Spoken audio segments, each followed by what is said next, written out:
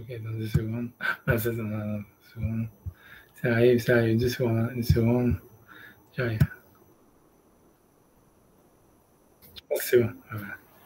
Alright, donc on y va, on est à Moudrej Nun He 255 vers Shishi al Hahet. Voilà.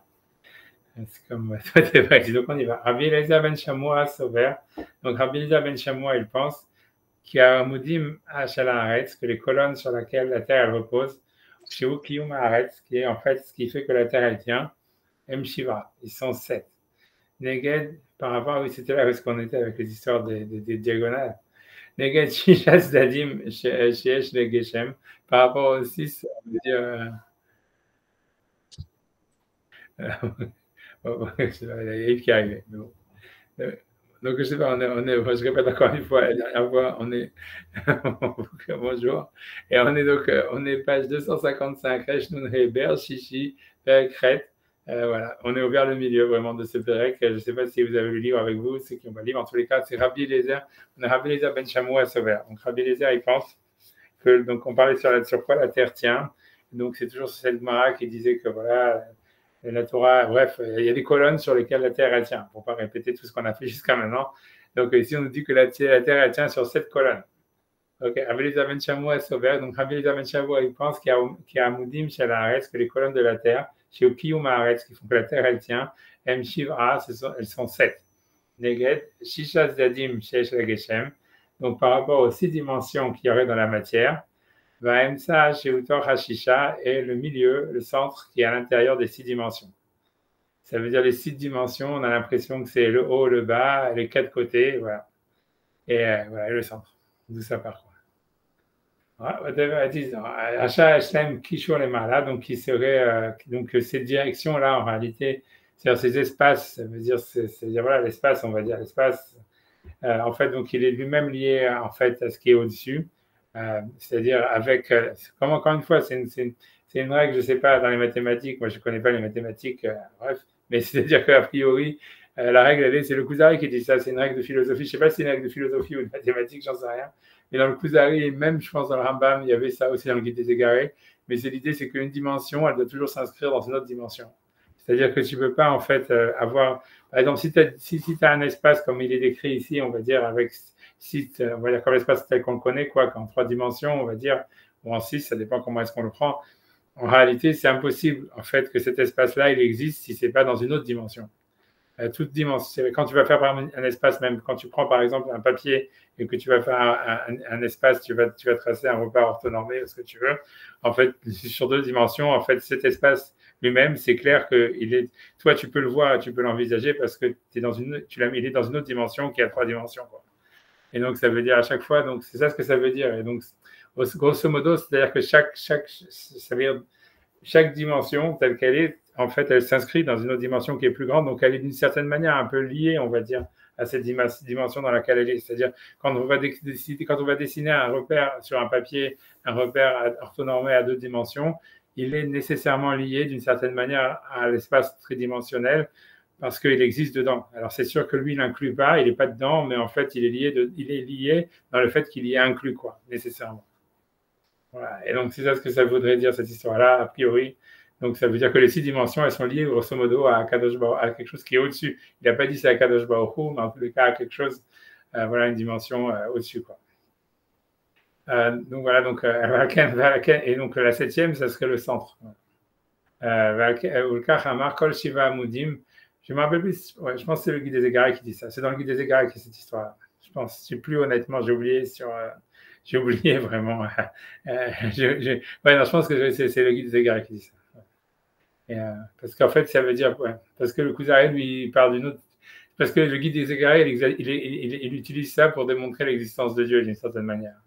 Dans tous les cas, ça veut dire pour lui, c'est ça. C'est-à-dire que l'univers, il peut exister que dans des dimensions qui le dépasseraient parce qu'on ne voit pas, en fait. Est-ce que c'est vrai? J'en sais rien. C'est sûrement vrai. J'en sais rien. C'est vrai. Tu vois, ça veut dire, parce que l'idée, tu vois, ça veut dire c'est critique. Parce que voilà, quoi, la question de savoir, c'est est-ce que c'est nous qu'on a une perception comme ça des choses, c'est-à-dire qu'on ne peut pas nous envisager définir ça veut dire des dimensions que dans une dimension qui est plus grande, ou est-ce que donc ça serait une vérité en fait qui serait à l'échelle humaine, à l'échelle scientifique en réalité, dans la manière d'envisager la science, mais ça reste quelque chose d'humain, voilà, puisque la science elle est humaine, même la science physique ou mathématique, ou bien ça serait quelque chose qui dans l'absolu est vrai, tu vois.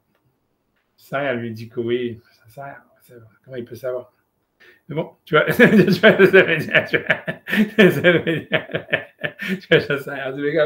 On va dire que c'est vrai. Comme ça nous arrange. C'est vendredi matin pour moi, je ne vais pas m'en demander trop. Voilà. Et j'ai envie, je suis complètement à sec. Je qui chaud. Et malade, beaucoup m'arrête. Et donc, c'est ce qui fait tenir la terre. Kol Shiva Amudim arrête. Donc, c'est pour ça qu'il a dit que la Terre, elle tient sur 7 colonnes. Ça voudrait dire 7 dimensions, on va dire métaphysiques ou quelque chose comme ça. Mais il y en a qui disent, à l'amour de Khat, ça tient sur une seule colonne. Mais où Keneged Aemsa, et donc c'est par rapport au centre. Achar Aemsa ou Meshutaf, El Kol Azdadim, puisqu'en fait, le centre, en fait, il est, on va dire, équivalent à tous les côtés. Et donc, ça serait ça, la seule colonne, c'est le centre. Ça, c'est en fait, c'est-à-dire que ça, c'est la définition aussi. Ça, c'est le Kuzari, pour le coup, qui dit ça, que lui dit que n'importe quelle dimension, elle ne peut exister que si elle a un centre. Et donc, en fait, pour lui, c'est ça la preuve que Dieu existe, quoi. Ça veut dire que l'univers doit avoir un centre quelque part, sinon il ne pourrait pas exister. Et donc, pour lui, ça veut dire, c'est ça ce qui est rigolo à regarder, c'est-à-dire que dans deux auteurs qui sont plus ou moins de la même époque, on va dire, en fait, il y a Maïmonide qui prouve l'existence de Dieu par, en fait, le fait que l'inscription d'une dimension dans une autre nécessairement, et donc il y a toujours quelque chose qui est plus grand, quoi, et alors que le Kuzari, il prouve cette existence par le fait qu'il n'y a pas un espace, on ne peut pas définir une des dimensions si jamais il n'y a pas un centre à l'intérieur, on ne parle pas d'un centre, quel qu'il soit, quelle que soit n'importe quelle dimension. Et donc pour lui, le fait que l'univers existe et donc il existe dans des dimensions, c'est sûr qu'il y a un centre. S'il y a un centre, c'est-à-dire, donc c'est clair qu'il y a un Dieu, quoi, quelque chose comme ça. Whatever. Peu importe ce que ça veut dire, j'en sais rien. Whatever. En tout cas, c'est ça ce qu'il dit ici. Ouais. Donc, donc ça veut dire la Terre, elle est reliée grâce à ça veut dire c'est par le centre que la Terre, elle se reliée avec l'éternité, avec ce qui est au-dessus, quoi, on va dire. Et c'est à partir de là qu'elle existe. Tu vois, c'est voilà ce que ça veut dire, grosso modo, ça veut dire la discussion de ce qui veut dire de quelle est la colonne. Est-ce que la colonne, c'est la 7e dimension à travers, qui inclut toutes les autres, ou bien c'est le centre à partir de quel toutes les dimensions partent. En fait, c'est de savoir, voilà, quoi, c'est encore une fois, est-ce que, ça veut dire l'idée, elle est là, c'est-à-dire qu'en fait, comme on a vu, il y a de la shrina, ça veut dire, il y a on va dire de la spiritualité, si on peut parler comme ça, c'est très difficile à dire un mot qui traduirait le mot shrina, mais ça veut dire il y a de la présence divine, il y a du divin, on va dire, dans la matière.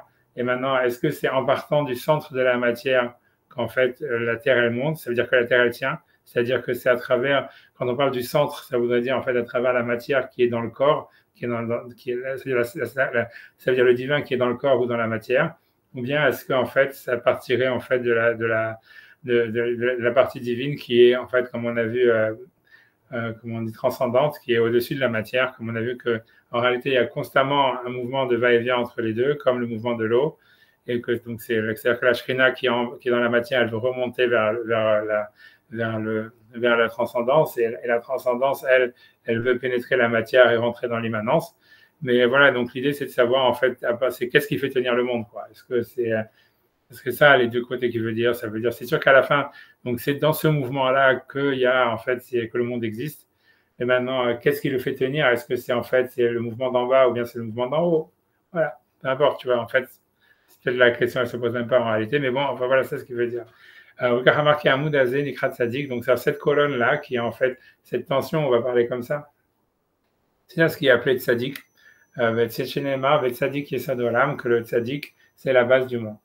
Et puis rouge, c'est-à-dire qu'il y a un Moudazé, ça veut dire que cette colonne-là, chez Ukium Haaretz, donc il fait tenir le monde, donc cette tension entre voilà, l'immanence et la transcendance, ou ça, c'est le centre, ou bien ou l'extérieur, ou Nikrat Tzadik, c'est ça ce qu'on appelle le Tzadik, le juste, c'est-à-dire en fait, c'est une sorte d'alignement, c'est-à-dire voilà, c'est-à-dire que c'est dans le point de reconnexion entre l'immanence et la transcendance, c'est là que se trouve le tzaddik. C'est ça ce qu'on peut appeler le tzaddik.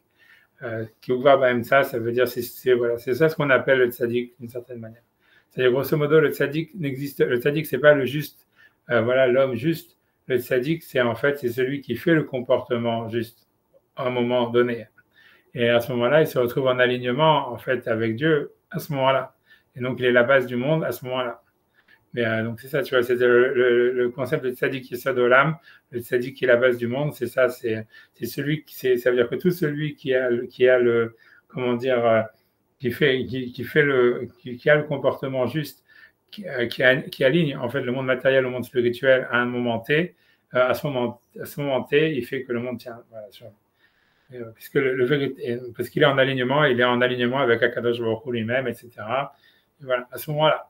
Et tu vois, c'est ça ce que ça veut dire, tu vois. Donc c'est pas, mais c'est voilà, c'est à mon avis, c'est ça ce qu'il veut dire. C'est pas une personne, c'est pas, voilà, c'est pas une personne, c'est un comportement.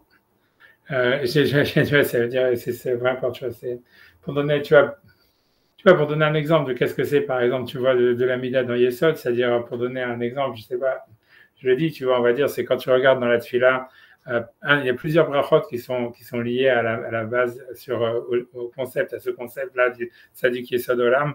Ça veut dire, il y en a une qui est évidente, que c'est celle de Tzadikim, Al-Hasidim, Al-Shaitam Habat Israël, etc. Et Mounar Hamera. Je ne vais pas rentrer là-dedans. Mais c'est-à-dire que ça veut dire la Midat, ça veut dire là où en fait, ça veut dire la base de Tzadik Yesod Olam, ça veut dire la bracha du Shmona Esrei qui est liée en fait à cet attribut de Tzadik Yesod Olam, c'est la bracha de Amevarach et Amo Israël Bashalom, qui est la dernière bracha du Shmona Esrei. Et qu'est-ce qu'on veut dire là-dedans? C'est-à-dire l'idée, c'est que le point est qu'en fait, c'est nous, ça veut dire c'est le type qui fait la prière qui bénit le peuple d'Israël dans la paix, puisque en fait, on veut bénir. Ça veut dire quand on dit tu nous as donné, tu as dans la lumière de ta face, tu as donné la Torah et la vie, l'amour et la grâce, tu vois,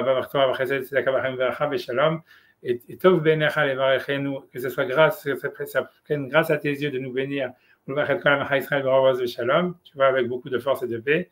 Béni sois-tu Dieu qui bénit ton peuple Israël dans la paix. Ça veut dire que l'idée que celui qui bénit son peuple Israël dans la paix, c'est le type qui fait le Shemona Esrei.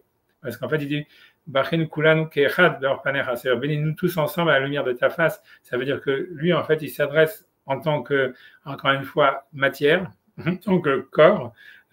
Tu vois, ça veut dire à Dieu, qui va dire qu'il serait la transcendance, en bénissant le peuple d'Israël dans la paix. Et en fait, c'est à ce moment-là qu'il est en alignement avec Hachem, qui lui-même aussi veut bénir le peuple d'Israël dans la paix.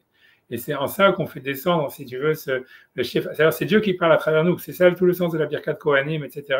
C'est Dieu s'exprime à travers les Kohanim, parce que les Kohanim, eux, ils décident de bénir le peuple d'Israël dans la paix. C'est pour ça qu'ils ont la misère de faire la bénédiction avec amour, parce que leur amour qu'ils donnent à l'homme, ça devient l'amour de Dieu. Ils sont en alignement complet avec, si tu veux, avec Hachem.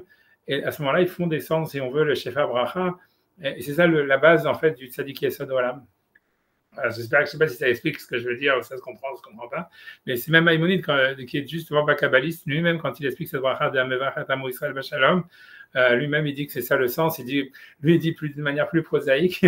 Ça veut dire qu'il dit que le fait que si tu vas dans une choule et en fait, les types, ils sont capables d'attendre 5 minutes et d'envoyer un chaliar sibour ça veut dire, et que le type, il fait Baruchata Hashem Vachatamo Israël Vachalom, ça veut dire ça, c'est un miracle de Dieu. Parce que normalement, les gens, c'est comme ça ils devraient se taper dessus, etc. Ils devraient être incapables d'envoyer un type, tu vois, qui va parler au nom de tous, etc. Et donc, par ce fait même qu'en fait, on a été capable de mettre un chaliar sibour et de rester dans la synagogue sans venir aux mains, quoi. Donc, Hachem, il est en train de bénir, parce que c'est écrit au présent, Hachem est en train de bénir son peuple Israël dans la paix. Et en faisant, ça veut dire cet acte-là, ça veut dire de ne pas se taper dessus, quoi, comme à l'Assemblée nationale. Donc, en fait, ça veut dire nous-mêmes, on devient le tzaddik Yesod Olam. Et ça veut dire, et donc, on fait descendre le Shefa Bracha en réalité sur le monde, quoi. Mais c'est ça l'idée c'est ça l'idée du tzaddik Yesod Olam. C'est être en alignement c'est-à-dire avec Hachem, à un point donné, c'est ce qu'il appelle le centre. C'est-à-dire que l'idée, à ce moment-là, si tu veux, la personne, que ce soit les Kohanim, que ce soit le Shaliach Tzibour, que ce soit n'importe quel juif, quand il fait le Shemona Esrei, il doit avoir aucun ego. Ça veut dire, toute la base, elle doit être Vachenu Kulan Ke'echad, bénis tous ensemble, Be'or Panecha, à la lumière de ta face. Tu vois, c'est-à-dire, c'est la lumière de ta face, c'est la lumière de la face des autres. Tu vois, ça veut dire, c'est ça l'idée, c'est voir une lumière, c'est voir un rayonnement de la lumière d'Hachem à travers la face des êtres humains. Et ça veut dire, et ça, ça, c'est la mida du tzaddik et Sodolam, mais ça veut dire qu'il faut le faire justement sans ego, parce que voilà, ça veut dire d'un côté, ça veut dire avec tout l'ego possible, ça veut dire en se fondant avec l'univers, si on veut, en tous les cas avec le peuple d'Israël. Mais c'est ça ce qu'il veut dire quand il dit le tzaddik et Sodolam, c'est ça le tzaddik et Sodolam. C'est pas assez, tu vois, c'est pour ça que quand tu vas regarder dans la Kabbalah, ils disent que le tzaddik, c'est par rapport au nombre de Amen, Yeshim et Rabba que tu réponds, au nombre de Kedusha que tu réponds, cette histoire-là, si tu regardes dans les Tfilin, il y a toute une histoire. C'est parce qu'en fait, l'idée, c'est le comportement qui fait que tu es à ce moment-là, à cet instant-là, tzaddik et Sodolam. Ça veut dire, peu importe si après tu vas aller faire des magouilles et tout ça, mais ça veut dire qu'à ce moment-là, tu es tzaddik et Sodolam. Et tu vas descendre les voir. Mais c'est pas très universel. Ok, ça c'est un problème, tu vois, c'est le vrai problème. C'est vrai, tu vois, c'est vrai que c'est bizarre que justement, en réalité, c'est quand on arrive à la Mida du Yesod, qui normalement devrait être le plus universel, en fait, on est spécifique sur le peuple d'Israël. C'est-à-dire, il y a très peu de, tu vois, c'est-à-dire, par exemple, tu vois, c'est-à-dire, ok, tu vois, t'as raison, c'est parce qu'en fait, tu as raison de poser la question. C'est-à-dire que si on regarde dans la Tfila elle-même, c'est-à-dire on voit bien qu'en réalité, on part de l'universel pour aller de plus en plus vers Israël. Ça veut dire vers le particulier, quoi. Si tu regardes, en fait, tu vois, c'est-à-dire que par exemple, comme, tu vois, c'est clairement, tu vois, c'est quand on dit la bracha de Magen Avraham, c'est sûr que la bénédiction de Magen Avraham, déjà, elle inclut les musulmans et les chrétiens, etc.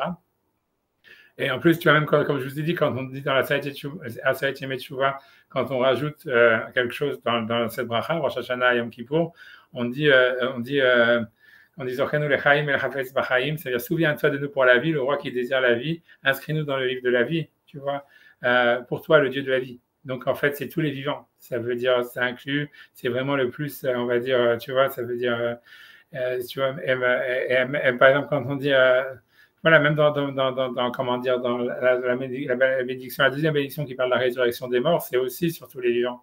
Parce que tu vois vraiment qu'Hachem, il ressuscite tous les êtres vivants, etc. Et même, encore une fois, si tu te bases sur ce qu'on dit dans la Saïtième Teshuvah, qui rajoute dans cette bracha, on dit Mikamocha varachamim, qui est comme toi, Père miséricordieux, Zochar Yitzurav varachamim, lechaim, qui se souvient de toutes ces créatures pour la vie. Par contre, quand tu regardes dans les ajouts, tu vois, quand on est dans la tefila qui est à la fin, c'est-à-dire quand, par exemple, on dit quand on dit par exemple dans Modim, Anachnolach, etc., on dit Uktov lechaim tovim kol bene veritecha, écrit dans le livre de la vie tous les enfants de ton alliance. Donc déjà, on est vachement limité. Et ensuite, quand on arrive dans Sim Shalom, on dit Usefer chaim baracha veshalom parasatova yeshua v'nizacha v'nikatem anachnu v'chol hamecha bet Israël lechaim tovim shalom. On bénit que le peuple d'Israël. Et tu vois, en réalité, tu vois, mais c'est parce que tu vois, alors c'est très paradoxal, tu vois, puisqu'on doit être la base du monde, etc. Mais c'est exactement comme l'histoire de l'élection des Kohanim et tout ce que tu veux. C'est qu'en réalité, tu vois, c'est comme justement dans tout ça, tout est paradoxal. C'est qu'en fait, ça veut dire pour être le centre, tu vois, ça veut dire que c'est vrai que toi, en réalité, tu dois enlever complètement ton ego et ça veut dire, et tu bénis le peuple d'Israël, tu vois, dans la paix. C'est-à-dire, tu devrais te fondre, en fait, dans l'univers au moment où tu fais cette bracha.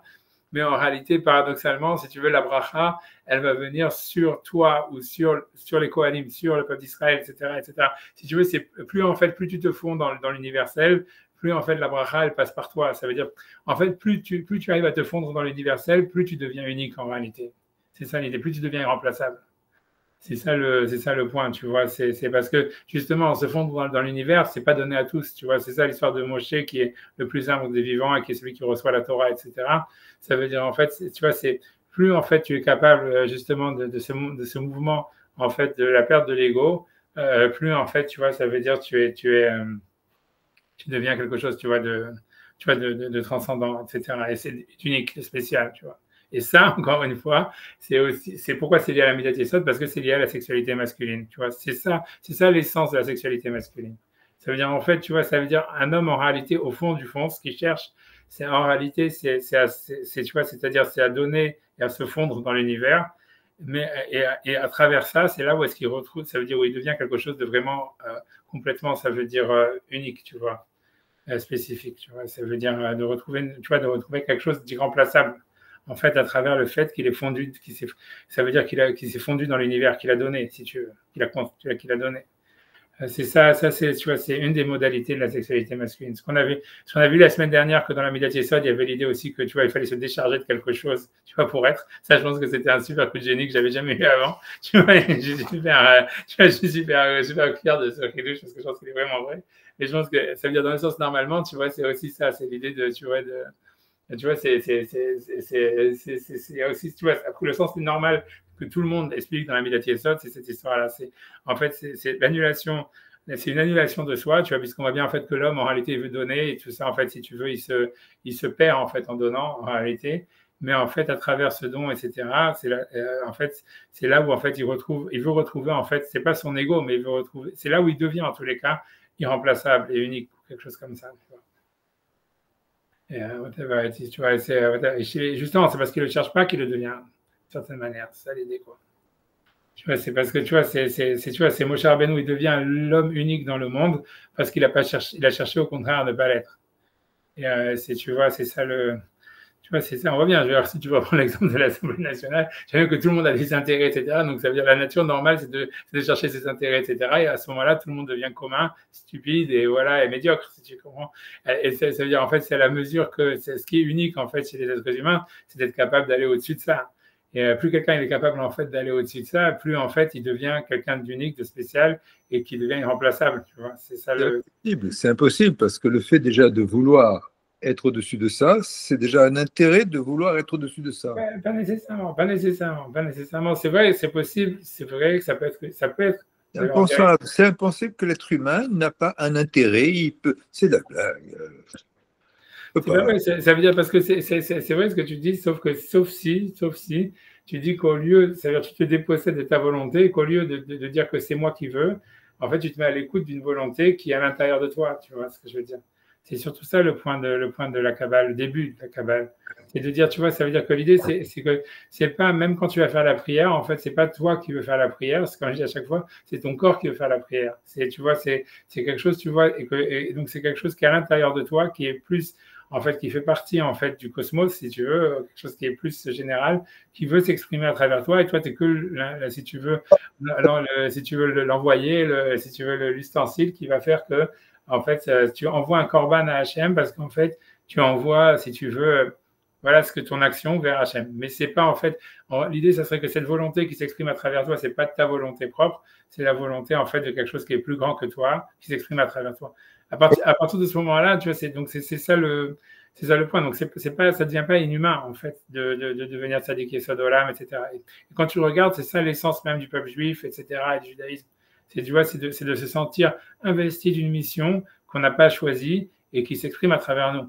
Et c'est ça la base, tu vois. Et une fois que tu as cette. Et les Kohanim, ils ont plus ça que les Juifs, tu comprends. Et ça veut dire, ça veut dire, une fois que tu as ça, c'est là où tu deviens, en fait, le tzaddik yesod olam qui peut amener la bracha, en fait, sur tout le monde, etc., quoi. Mais voilà, j'ai pas dit que c'est donné à tout le monde, mais c'est ça le vrai point. Mais voilà, c'est pas. Voilà. Tu vois, ça veut dire que c'est sûr qu'en fait, et ce côté-là d'être à l'écoute, tu vois, de quelque chose qui est à l'intérieur de nous, qui en fait, qui est plus fort que nous, c'est sûr que ça, pour le coup, c'est quelque chose de très féminin. Mais ça veut dire que ça, en fait, ça veut dire il faut l'avoir si tu veux pour commencer, quoi. Ça veut dire que si tu veux, c'est un peu comme dans les chromosomes XY, quoi. Qu'un homme, en fait, il commence, tu vois, avec le côté féminin et en fait, tu vois, pour le faire aboutir sur le côté masculin qui est ça, tu vois, qui en fait, ça veut dire l'annulation par rapport au total, par rapport au cosmos, on va dire général, et en fait, tu vois, à travers ça, tu vois une réalisation de soi, tu vois, qui est transcendante, quoi. Une chose que les femmes, elles n'ont pas du tout, tu vois, ça veut dire. Tu vois, parce que tu vois, les femmes, la première partie, elles l'ont, tu vois, mais pas la deuxième, tu vois. Et ça veut dire, tu vois, c'est ça, si tu veux, le point, quoi. Ça veut dire, mais bon, bref, tu vois, voilà, le problème, tu vois, ça veut dire le problème de. C'est pour ça qu'en fait, si tu veux, le problème général que la société de consommation elle a créé qui empêche en fait d'avoir une vie spirituelle, on va dire, épanouie, c'est surtout parce que ça, si tu veux, l'homme, en fait, il doit être à l'écoute, en fait, de ses désirs, et ça veut dire de ses désirs spirituels, mais de ses désirs profonds. Et en fait, la société de consommation, en mettant des modèles et en mettant aussi si tu veux, un rythme, comment dire, d'hyperactivité comme dans Pharaon, etc., en fait, ça empêche l'homme d'être à l'écoute de ses désirs profonds, d'être à l'écoute de lui-même. Ça veut développer ce côté féminin, en fait, qui est nécessaire, tu vois, pour pouvoir ensuite développer la masculinité. Et parce qu'en fait, on lui vole, ça veut dire, puisqu'on lui met toujours, il est toujours en court-circuit, si tu veux, par rapport à ça. Et donc, ça fait en fait, ça fait les hommes qu'on voit aujourd'hui, c'est-à-dire des gens, tu vois, qui pensent, tu vois, ça veut dire encore une fois, si tu reprends l'exemple de l'Assemblée nationale en France, parce que c'est un bon exemple, tu vois, ça veut dire parce que ça te montre la stupidité humaine, tu vois, au microscope, mais c'est-à-dire, tu vois, ça veut dire,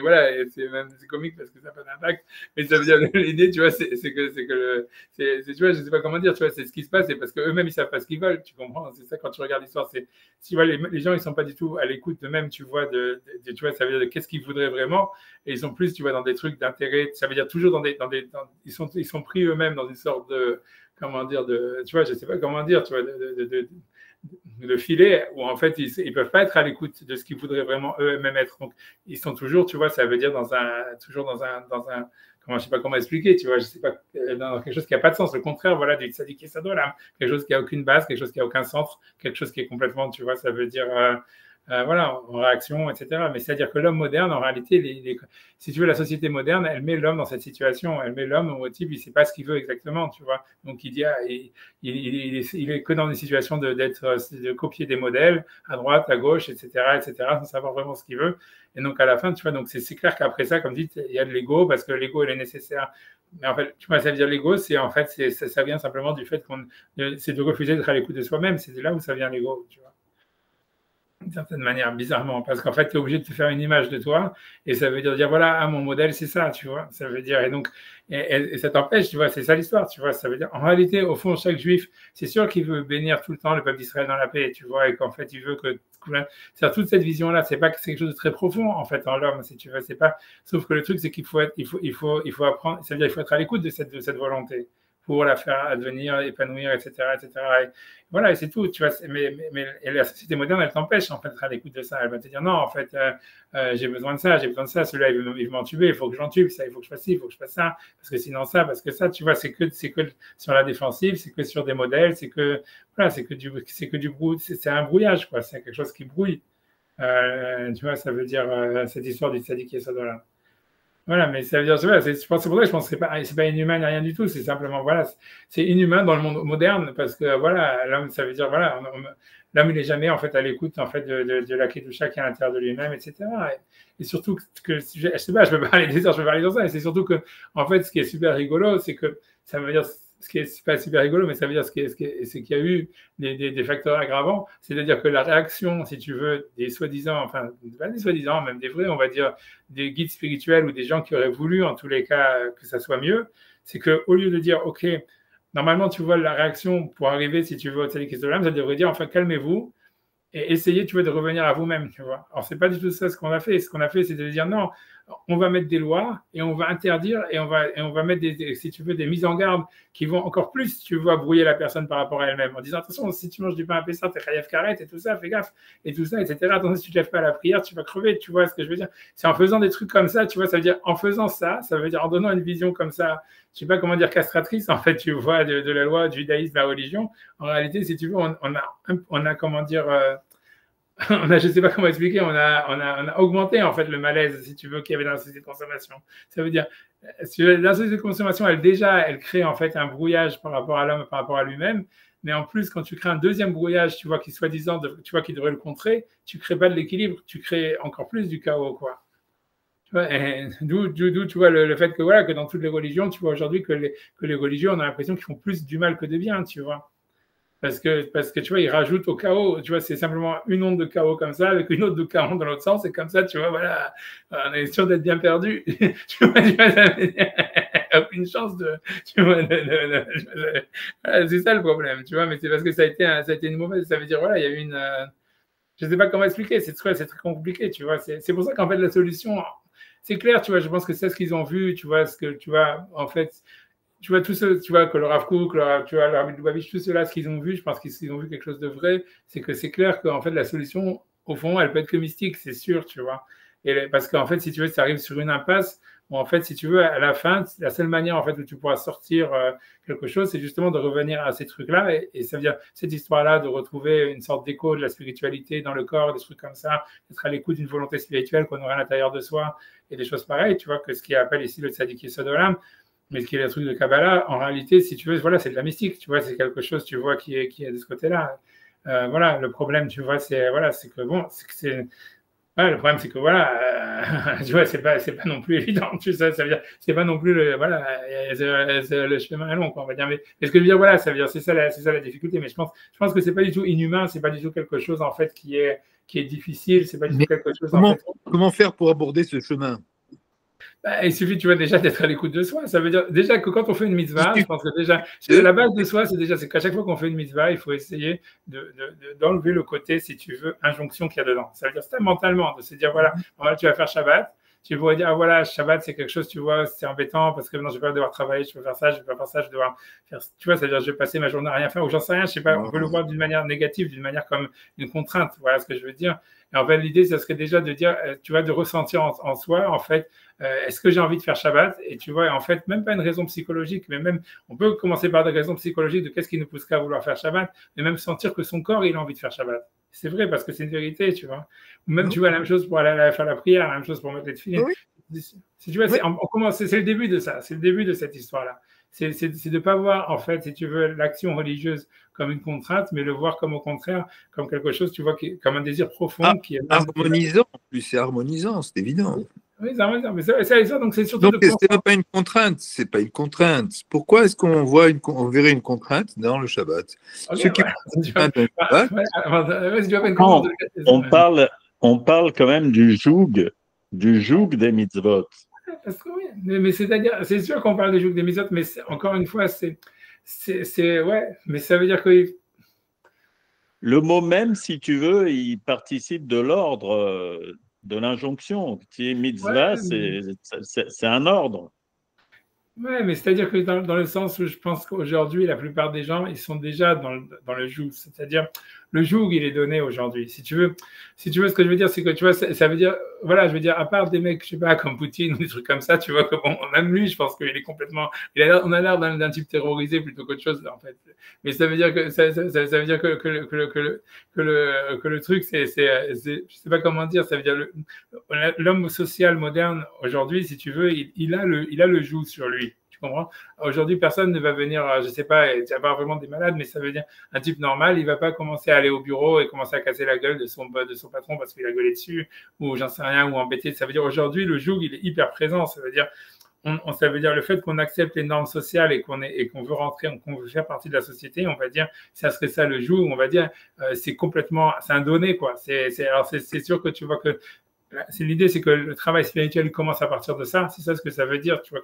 C'est ce quand on parle d'acceptation des mitzvot, etc. Ça veut dire, tu vois, c'est pas de, voilà, comme, tu vois, comme, si tu veux, l'idée, c'est ce que ça veut dire, l'acceptation des mitzvot, le joug de Kabbalat al-Mahut Shamaim, c'est quelque chose de très général en réalité. Tu vois, c'est ne pas faire comme Sartre, il dit, je sais plus dans quel livre, où il parle d'un mec qui devient nihiliste et qui prend une mitraillette et qui commence à tuer tout le monde, je sais pas, comme ça, random. J'ai oublié c'est quel livre. Mais ça veut dire, grosso modo, c'est de pas, tu vois, c'est de pas rentrer c'est de pas chercher le chaos, quoi. Tu vois, c'est d'accepter, en fait, qu'on n'est pas le centre du monde et qu'on fait partie d'une société et qu'on accepte les normes, on va dire, de cette société. C'est ça le Kabbalat al-Mahut Shamaim, d'une certaine manière. Et ça, si tu veux, aujourd'hui, l'homme moderne, il a ça vraiment très, très ancré en lui, déjà, on va dire, vissé, quoi. C'est très rare les gens qui n'ont pas ça. Si tu veux, le joug, il est déjà hyper présent, en fait, aujourd'hui. Et c'est pour ça qu'en fait, l'idée maintenant, elle n'est pas d'accepter. Ça veut dire, c'est sûr que c'est important, comme tu dis, parce que l'idée, c'est qu'il faut sortir de cette histoire-là de Caïn et Hével et tout ça. Tu vois, comme on voit dans la Torah, où c'est à chaque fois la quête de spiritualité, elle amène, en fait, si tu veux, comme tu cherches à faire résonner disons, tu veux être le Kohen Gadol comme Korach ou comme tout cela, ou comme, tu vois, chacun veut avoir l'héritage spirituel. Donc, en fait, à cause de ça, tu deviens toxique pour les autres, etc. Et en fait, tu arrives au contraire du but. Si tu veux, ça, c'est l'histoire de Bereshit, de tout le livre de la Genèse, etc. Et donc, c'est sûr qu'il faut accepter, si tu veux, le joug, ça veut dire de dire qu'en fait, on est c'est comme si on dit, on est au service, en fait, de l'humanité, on est au service du peuple d'Israël. Et ça veut dire que mais c'est une vision générale, tu vois, ça veut dire, après ça, une fois qu'on a accepté sur soi le joug des mitzvot, ça veut dire cette idée-là, qu'on n'est pas le centre du monde et qu'on n'est pas là, en fait, pour, ça veut dire, en tous les cas, même si on veut s'exprimer, ça veut dire, on n'est pas là pour, on peut pas s'exprimer, en fait, en étant toxique pour les autres, on va dire comme ça. Alors, si tu veux, en tous les cas, en étant le moins toxique, on accepte d'être le moins toxique pour les autres, on va dire, c'est impossible, mais en tous les cas, mais ça veut dire, mais une fois qu'on a accepté cette idée générale, en fait, après ça, l'accomplissement des mitzvot, il doit être en fait vu comme un épanouissement et quelque chose, tu vois, en fait, qui est entièrement positif, pas sur le sens de la contrainte, tu vois. Tu vois, la preuve, si tu veux une preuve à ça, c'est quand tu vas regarder dans les conversions, quand tu regardes dans Shulchan Aruch, il y a marqué que quand quelqu'un se convertit, on ne lui dit pas tous les détails des mitzvot. On lui dit simplement, est-ce que tu acceptes sur toi on lui dit les carrés d'inim. C'est marqué que c'est comme ça dans le Shulchan Aruch. C'est marqué, on lui fait connaître que les principes généraux de la Torah.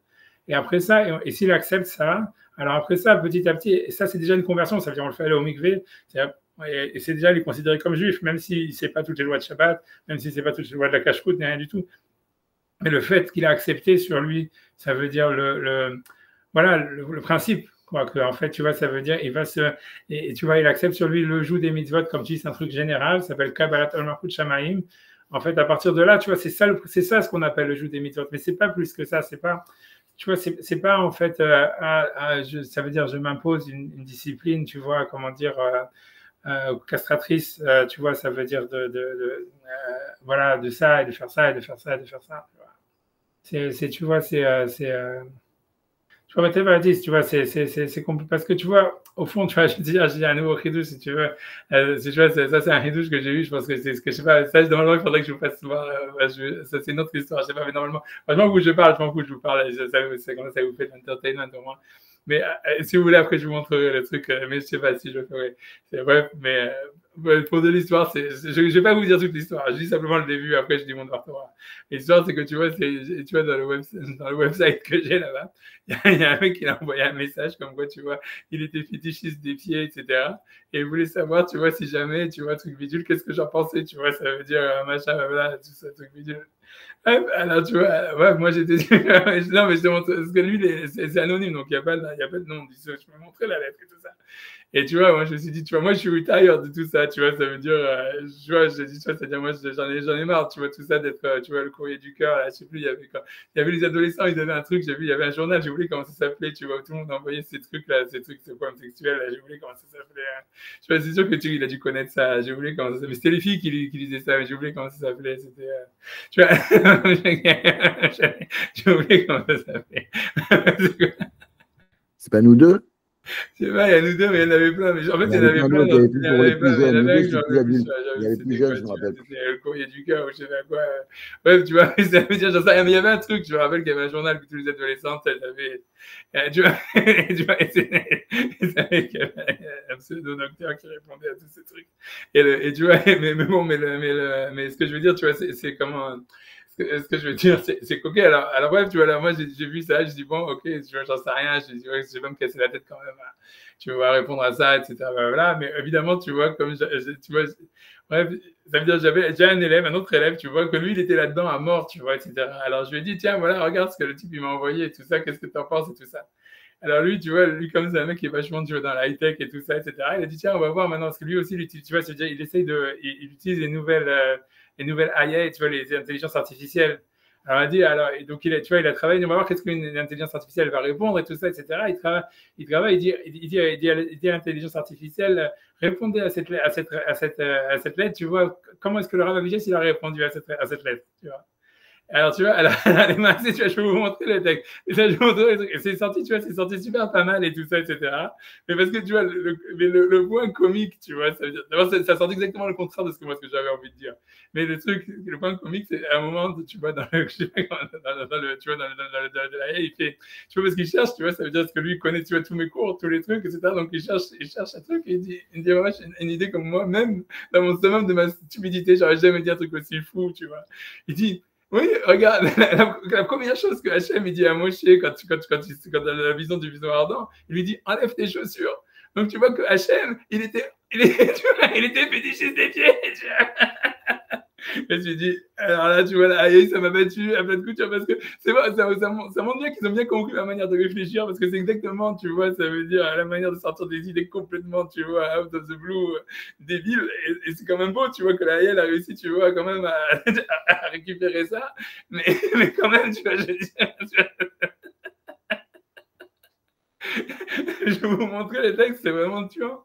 Et tu vois, mais pour revenir, tu vois, ça veut dire, mais bon, bref, l'enchaîner, ça vous a fait rigoler. Mais enfin, voilà, j'en sais rien, c'est pour vous dire que, en fait, la Aïe, elle est quand même assez surprenante parce que moi, j'aurais cru, tu vois, qu'elle allait. Mais c'est vrai que tout le reste de la lettre, elle essaie de faire le normal, tu vois, ça veut dire, blablabla. Elle dit exactement tout ce que n'importe quelle attrape aurait dit, tu vois.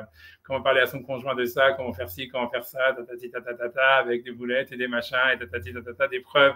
Ici, et là aussi, tu vois aussi que dans la IA, c'est super parce que comme il a demandé plus de Torah, parce que tu peux l'apprendre, à faire plus haut niveau, plus haut niveau. Et en fait, tu vois aussi que dans la IA, ils ont catégorisé les sources à donner, tu vois. Ça veut dire, je pense que tu vois, le niveau le plus nul des sources, en fait, c'est Rav Eliyahu Dessler. C'est un mot pour lui, tu vois. Et en fait, c'est quand tu demandes plus, tu vois, en fait, après ça va sur le Maharal. Et je pense, en fait, tu vois, après ça, le niveau ultime, je crois, en fait, je crois que c'est Rav Yitzhak Koutner. J'en sais rien, en tout cas, il trouve des bonnes références, quoi. Ça veut dire, mais c'est surtout, c'est super intéressant, tu vois, ça veut dire, enfin bref, quoi, mais bon, pour revenir à ça, tu vois, ça veut dire, tu vois, ça veut dire pourquoi, tu vois, pourquoi je vous ai raconté tout ça, à part que c'était rigolo. Et si vous voulez, je peux vous envoyer toute la réponse, toute la lettre et la réponse de la IA, si vous voulez, sur les chats, et vous allez bien rigoler et tout ça. Mais j'ai quand même bien aimé l'histoire de Hachem qui demande à Moshe d'enlever ses chaussures parce que mais franchement, ça montre que c'est quand même fort là. Et ça veut dire, avant, c'était pas capable tu vois, vraiment de copier comme ça, de reprendre là, ils ont vraiment pris la manière de penser du Rav Vijan. Ça, c'est vrai, on peut le dire. Tu vois.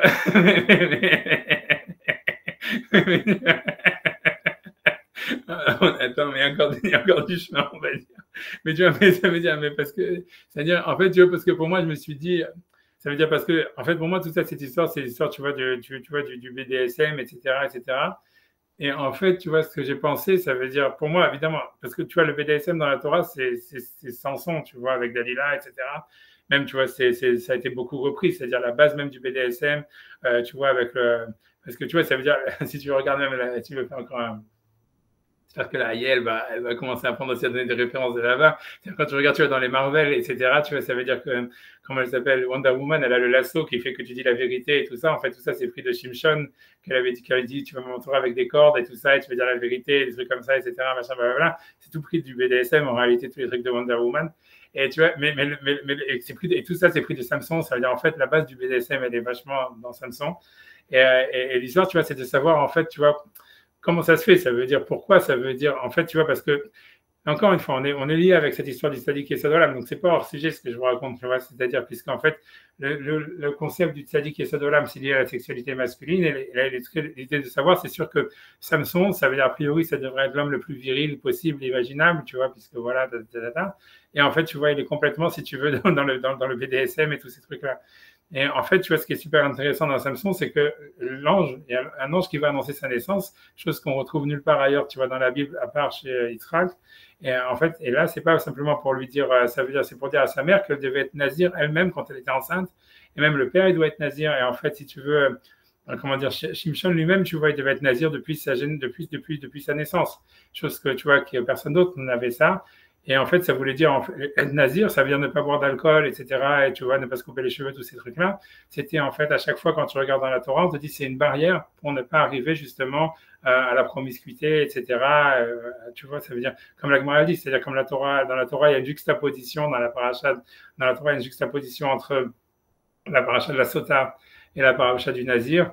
Comme Rachid dit, c'est parce que tout celui qui voit une sota qui en fait a cherché à tromper son mari, etc., tout de suite il doit se séparer du vin, etc., pour ne pas en venir parce qu'il voit ce que ça peut arriver, à quoi l'alcool peut amener, etc., comment c'est facile d'arriver à faire des avérotes, donc il doit se séparer de ça.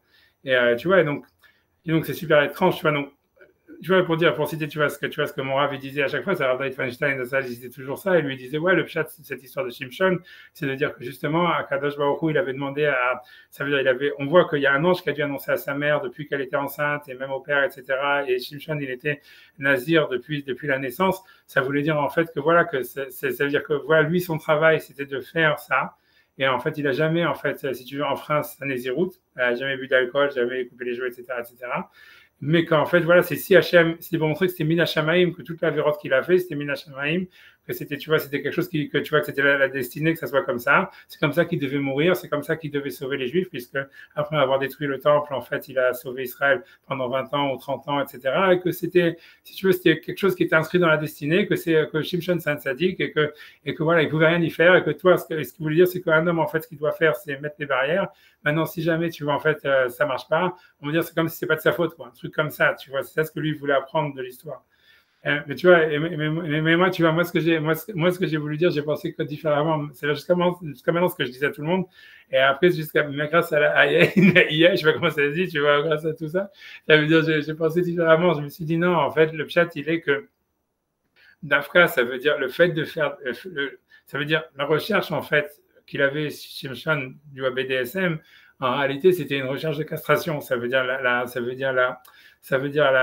pour expliquer comment ça fonctionne le BDSM, c'est une jouissance de la castration. C'est-à-dire que pour expliquer pourquoi c'est pour ça que c'est beaucoup en vogue aujourd'hui, c'est parce qu'en fait, si tu veux, les hommes aujourd'hui, ils sont sexuellement, comment dire, ils sont pas assouvis, quoi. Et la seule manière qu'ils ont, en fait, si tu veux, de supporter ça, c'est d'apprendre à en tirer une jouissance. Et donc, à la fin, elle tire une jouissance de la castration. Et c'est comme ça. Et tu vois, c'est pour ça, aujourd'hui, c'est comme ça. Parce que, tu vois, si tu veux, il y a une misère sexuelle, tu vois, et au niveau masculin, et je pense au niveau féminin aussi. Mais bon, c'est la même chose chez les femmes. Ça a commencé chez les femmes, ça arrive chez les hommes, quoi, par effet miroir. Mais ça veut dire, l'idée, c'est qu'il y a une jouissance de la castration. Mais en fait, chez les hommes, ça arrive parce qu'en fait, c'est pas eux qui l'ont, d'une certaine manière, c'est pas vu, c'est pas voilà, ça veut dire, c'est lié au fait, c'est-à-dire, dans le monde moderne, c'est lié au fait que c'est un fait qu'il y a une misère sexuelle et que ça devient la seule manière en réalité si tu veux, de l'accepter, de la vivre, c'est d'en jouir, tu vois, et c'est ça. Tu vois, bref, j'ai pas envie de te marier là-dedans, tu vois, ça veut dire, tu vois, ça veut dire toutes les déprivations, c'est-à-dire, grosso modo, si on veut comprendre, si tu veux, la jouissance qu'il y a dans le porno, ça vient de là, c'est une jouissance de la castration en réalité. Et c'est pour ça que ça amène après, si quelqu'un, tu vois, il développe, il arrive ensuite à ça, tu vois, au BDSM et tout ça. Mais ça veut dire, parce qu'en fait, tu vois, c'est pas toi qui jouis, tu vois, etc., tu vois. Et ça veut dire, ça veut dire, mais ce que je veux dire, mais tu vois, ce que je veux dire, c'est d'où ça vient, tu vois. Alors, dans le monde moderne, ça vient parce que, en fait, tu vois, il y a une misère sexuelle, tu vois. Mais d'où c'est venu chez Shimshon? Et moi, je me suis dit, non, en fait, le chat, c'est parce que. Et je me suis dit aussi, comment ça se fait que maintenant, il y a plein de fromes, tu vois, quand j'ai vu, tu vois, sa lettre, tu vois que le mec, en fait, le fait qu'il soit religieux, Baruch Yeshiva, si tu veux, c'est un facteur aggravant, tu vois, sur son côté BDSM.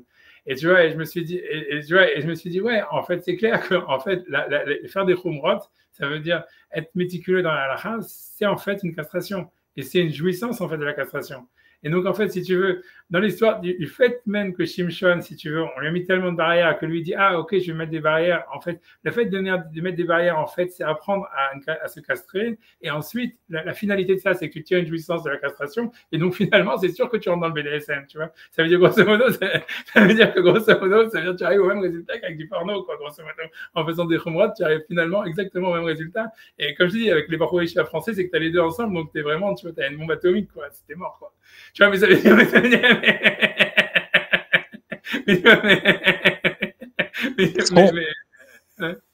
ce qu'on a du mal à comprendre, parce qu'on aurait tendance à penser dans le mécanisme des mitzvot, si tu veux, que plus tu accrois justement les khumrot, que les mitzvot, elles sont performatives et que justement pour connecter, à ce moment-là, plus tu t'en imposes et plus il va se passer quelque chose, si tu veux, au niveau de ta recherche spirituelle et à connecter, etc. Et moi, j'ai l'impression que ce que tu racontes, c'est plutôt qu'on va vers une castration, quoi. C'est ça, et que ça n'ouvre, c'est pas performatif comme ça. Parce que comment aborder, si tu veux, je reprends ce qu'il dit Sylvain, si tu veux, comment aborder, on va dire,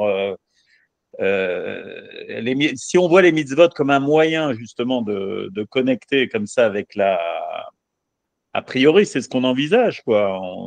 Ça serait un moyen, un support qui nous permettrait de venir et de connecter comme ça avec. C'est comme ça qu'on le verrait. Et toi tu as l'air de dire non, ça. Non, parce que moi j'ai dit, ça nous flingue. Ouais, non, je pense que c'est les khumrot. C'est les khumrot qui flinguent. Ça veut dire que c'est ça l'histoire. C'est que tu vois, toute l'histoire de la Nézirut, c'est quelque chose que la Torah ne demande pas de faire. Et si tu veux, lui, il avait cette obligation, on va dire, mais ça veut dire, ça montre, à mon avis, c'est une explication claire. Ça veut dire, tu vois, ça veut dire que les barrières, en fait, tu vois, c'est ça l'idée, c'est que, en fait, je pense que la mitzvah, et ce que je voulais dire, c'est ça ce que je veux dire depuis le début, c'est pour ça que c'est ce que je disais, c'est que, en fait, l'homme, surtout l'homme, s'il veut, en fait, sentir de la Kedusha et monter spirituellement dans les mitzvot, il doit le vivre, justement, comme vraiment un épanouissement de lui, et pas comme quelque chose, tu vois, qui est une castration, parce que, en fait, dans la castration, en fait, à la fin, la finalité de la castration, c'est de devenir une jouissance de la castration, et c'est là où tu rentres dans la perversion, en fait, la plus grande, tu vois. Et à mon avis, c'est ça le message de Shimshon. Et tu vois, et ça veut dire, non, mais c'est vrai, tu vois, ça veut dire, mais tu vois, et donc c'est pour ça que je veux dire, tu vois, c'est pour ça que je dis ça ici, tu vois, ça veut dire que l'idée, c'est qu'à mon avis, il faut accepter les mitzvot. Je pense que tout ça, c'est un équilibre. Ça veut dire, c'est clair que je dis pas, tu vois, ouais, on fait n'importe quoi, tout va bien, etc. Parce que ça, c'est clair que tu vois que les mecs qui me demandent des questions, c'est parce qu'ils croient que c'est ce que je dis, donc ils me demandent, vas-y, permets-nous tout, tu vois. Mais tu vois, ça veut dire, c'est du tout ce que je dis. Mais c'est vrai, tu vois, tu vois, moi, ce que je dis, tu vois, ça veut dire, tu vois, moi, je dis, en fait, il faut accepter les mitzvot d'une manière générale, etc. Et ça, c'est sûr. Et après ça, ça veut dire, quand on fait les mitzvot, en fait, ce qui est fait monter spirituellement et qui fait qu'on grandit, tu vois, de plus en plus et qu'on apprend à aimer la Torah, etc. Et que ça devient une source d'épanouissement, etc., etc. Et que le Yetzirah disparaît, c'est vraiment, tu vois, c'est plus, en fait, on arrive à faire les mitzvot, ça veut dire, on va dire, en créant une sorte d'hédonisme. Ça veut dire dans l'accomplissement des mitzvot. Et cet hédonisme, il fonctionne beaucoup par déjà la destruction, principalement vraiment de l'idéal, comment dire, romantique qu'on a dans l'accomplissement des mitzvot. C'est-à-dire que l'idée, c'est que grosso modo, parce que d'où ça vient cette volonté en fait de faire des chumrot, d'être parfait, tu vois, d'être séparé du Yetzirah, compagnie et tout ça, etc. Ça vient en fait d'un idéal romantique de pureté ou un idéal romantique, tu vois, d'héroïsme, tu vois, d'être un héros spirituel, tu vois, comme voilà, Shimshon qui va être le héros qui va sauver tout le monde, etc. Tu vois, ça veut dire, c'est ça toute cette histoire-là. Ça veut dire, comme tu vois, comme Sylvain dirait, c'est de l'orgueil, ça peut être de l'orgueil, tu vois, ça peut être quelque chose comme ça, c'est une sorte, tu vois, c'est un gros magma de l'alimentation, si on veut, mais ça veut dire, mais c'est pas du tout quelque chose d'extraordinaire. Le résultat, à mon avis, sont assez calamiteux, mais ça veut dire que, mais ça veut dire que ça vient de ça veut dire ce qu'il faut, ça veut dire l'idée, ce qui engendre le fait qu'on voit la religion comme une castration, c'est avant tout, c'est un idéal romantique, c'est une vision narcissique de soi. On veut se voir plus beau qu'on est, on veut se voir, tu vois, tu vois, c'est comme une sorte de manière, tu vois, je sais pas comment, c'est une quête de perfection où on cherche en fait, voilà, un idéal personnel dans lequel se projeter. Et ça, en fait, ça veut dire cet idéal, déjà cette vision-là de soi, elle est en soi déjà castratrice, déjà, tu vois. Parce que tu vois, Est-ce qu'on ne pourrait pas voir les mitzvot comme un système complètement indépendant de l'individu où en fait on fait les choses pour faire advenir, on va dire, quelque chose dans le monde qui nous dépasse, mais quelque part on pourrait ne rien avoir à faire enfin, je veux dire, sa dimension interne, elle serait totalement séparée de la mitzvot. Ça serait un système indépendant complètement, mais ça nous apporterait, au fond, ça nous apporte rien de personnel. Est-ce qu'on peut le voir comme ça? Est-ce qu'on pourrait le voir comme ça? Bon, c'est complètement, tu as dit le contraire pour moi, mais. Oui, non, j'imagine le contraire. Ça, si tu veux, comme chez Yael Lebovitz, par exemple, il dit ça. Ça veut dire ça, c'est la lecture, si tu veux, des imbéciles de la Kabbalah, tu vois, si tu veux, mais ça veut dire, c'est la première étape, si tu veux. Mais non, mais c'est vrai, ça veut dire, c'est complètement idiot de penser. C'est un maïmonidien, hein, il est complètement, lui. Voilà, c'est ça, mais ça veut dire, c'est une manière. Ça veut dire, voilà, c'est comme ça qu'un Ashkenaz, si tu veux, voilà, c'est le niveau ultime qu'un Ashkenaz peut arriver. Tu vois, on va dire ça comme ça, tu vois. Ça veut dire, mais moi, je rigole quand je dis ça, mais ça veut dire, c'est à peu près, ça veut dire que c'est vrai que, tu vois, si tu mets ton cerveau en off et que tu dis, OK, on va y aller à Maïmonide et on va y aller à la Kabbale, en fait, ouais, tu vas dire ça, en fait, c'est des actions robotiques qui sont liées au système universel du monde, et toi, en fait, tu dois simplement agir, et c'est tout. Et comme tu dis, et toi, en fait, dans l'histoire, tu n'existes pas, ou tu existes à côté, ou tu vois un truc comme ça, tu vois ce que je veux dire. Et si tu veux, c'est vrai que, si tu veux, c'est le degré A, si tu veux, c'est-à-dire, c'est vrai qu'on peut, si déjà, on va dire, on faisait ça, ça serait déjà moins pire que la vision romantique que les Français ou les Européens, ils ont du judaïsme, etc., avec l'idéal narcissique et tout ça. Ça enlève déjà une grosse couche de crasse, on va dire. mais au fond, c'est complètement idiot. C'est-à-dire, ça veut dire, tu vois, ça veut dire, voilà, que, voilà, ok, très bien, comme tu dis, je mange, je mets les filines, je fais Shabbat, je mange kasher. Pourquoi? Parce que c'est comme ça, parce qu'Hachem il a dit, parce que dans le monde, il faut que ça soit comme ça. Tu vois, ça veut dire, c'est comme quand on te dit, voilà, ben, pourquoi tu te mets en ligne pour aller dans les camps de concentration? Parce que c'est les Allemands qui l'ont dit, il faut que ce soit comme ça. Tu vois, ça veut dire, le principal, c'est qu'on soit tout droit. Tu vois, mais ça veut dire, tu vois, ça veut dire, c'est une manière complètement, tu vois, voilà, c'est une manière ashkénaze, tu vois, ça veut dire, c'est le mauvais côté qu'il y a dans la pensée ashkénaze, quoi. C'est le côté, c'est d'accepter une stupidité, tu vois, totale, tu vois. Mais, alors que, en fait, tu vois, ça veut dire, c'est pour ça, en fait, l'histoire de la Kabbalah, à mon avis, tu vois, l'histoire du Maharal et tout ça, c'est de comprendre que c'est vrai tout ça. Ça veut dire que, dans le fond, c'est sûr que c'est mieux de commencer comme ça, d'envisager le judaïsme comme ça. Mais en fait, après, il faut comprendre qu'il y a une réalisation profonde de soi à travers le fait d'accomplir les mitzvot, à travers tu vois, de faire ça. Et ça, en réalité, c'est quelque chose ça veut dire qui est presque surnaturel, puisqu'il faut bien l'accepter, mais qu'en fait, le surnaturel, encore une fois, tu vois, il est dans la matière, il est dans nous, il est dans notre corps. Et donc, en fait, ça veut dire qu'il faut être à l'écoute, si tu veux, et faire résonner ça.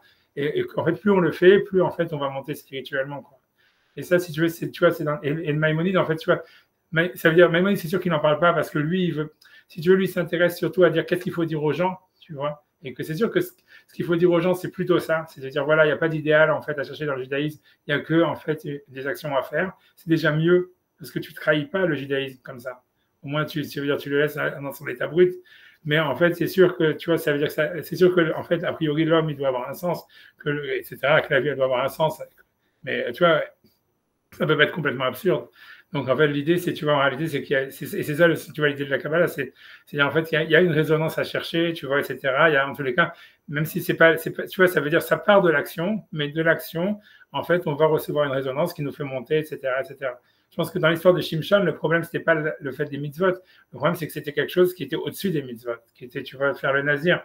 Tu vois, et encore une fois, tu vois, je pense même, si tu réfléchis vraiment, tu peux penser comme ça veut dire, ça, c'est un autre ridouche, mais ça veut dire, c'est encore plus un ridouche, mais c'est-à-dire que quand Adam, il a dit à Ève, ne touche pas de l'arbre, en fait, que c'était ça, tu vois, tout ce qui a entraîné la chute, en fait, c'était le fait d'avoir mis une barrière, en fait, c'était déjà une castration, et en fait, ça a entraîné que c'est pour ça qu'on lui reproche d'avoir écouté la voix de sa femme et tout ça. C'est parce qu'en fait, si tu veux, c'était une recherche à travers le fait de mettre des barrières. Il y avait une recherche en fait, si tu veux, sadomasochiste qui a entraîné qu'il était dominé par sa femme, etc., etc., et qui était en fait castrateur et qui était en fait, tu vois, c'était ça en fait la racine de la faute, puisqu'on voit bien que la maladie. Ensuite, quand ils sont jetés du jardin d'Éden, Hachem lui reproche parce que tu as écouté la voix de ta femme. Il ne dit pas parce que tu as mangé le fruit, il dit parce que tu as écouté la voix de ta femme. Et la femme, il a maudit en disant tu vas être asservi à ton mari, etc., etc.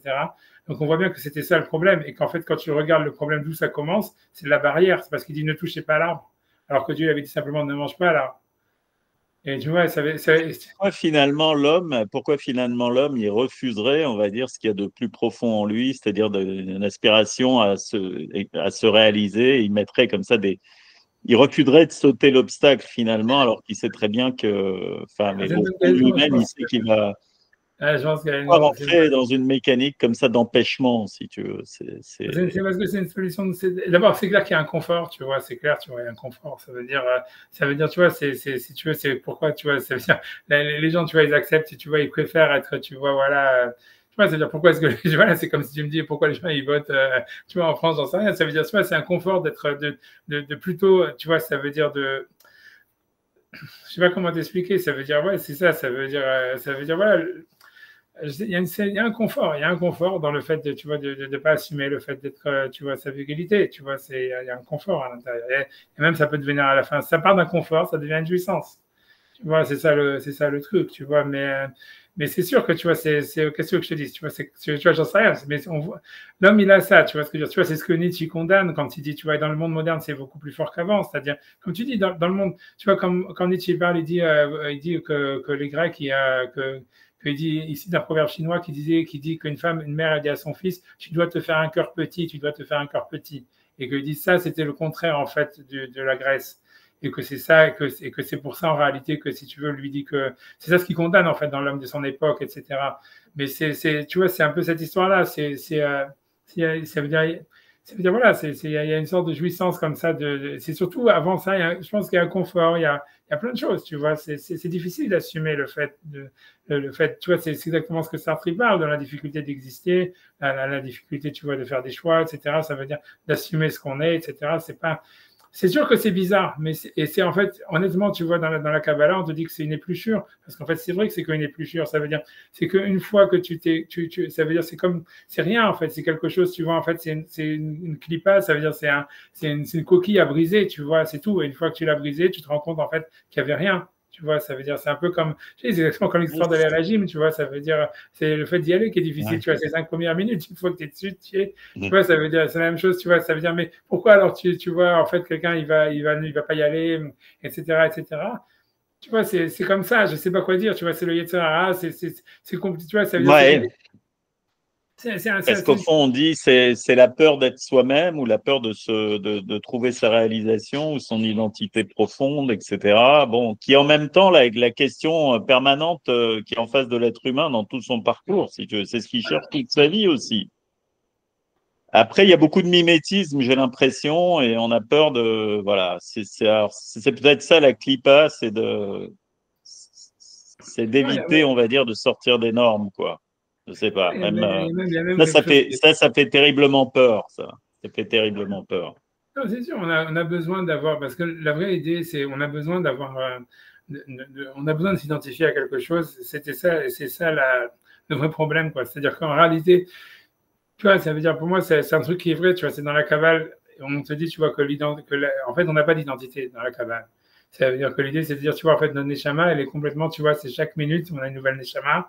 Et en fait, si tu veux, c'est comme, tu es comme si tu veux, pour comprendre ce que tu as dit au début, avec, on est défini par notre action, c'est vraiment ça. Ça veut dire, c'est ça, cette idée, tu vois, que Shaul Lubavitch, même, il comprend pas d'où ça part, ce qu'il dit. Mais c'est-à-dire, l'idée, c'est qu'en fait, tu es défini par ton action parce qu'en fait, au fond, tu n'as pas d'identité propre. Tu vois, ça veut dire, au fond, l'identité qu'on se donne, ça veut dire de dire voilà, moi je suis ça, je suis ça, je suis ça, je suis ça. Ça veut dire on se donne des comment dire tu vois des comment dire je sais pas, tu vois comment dire.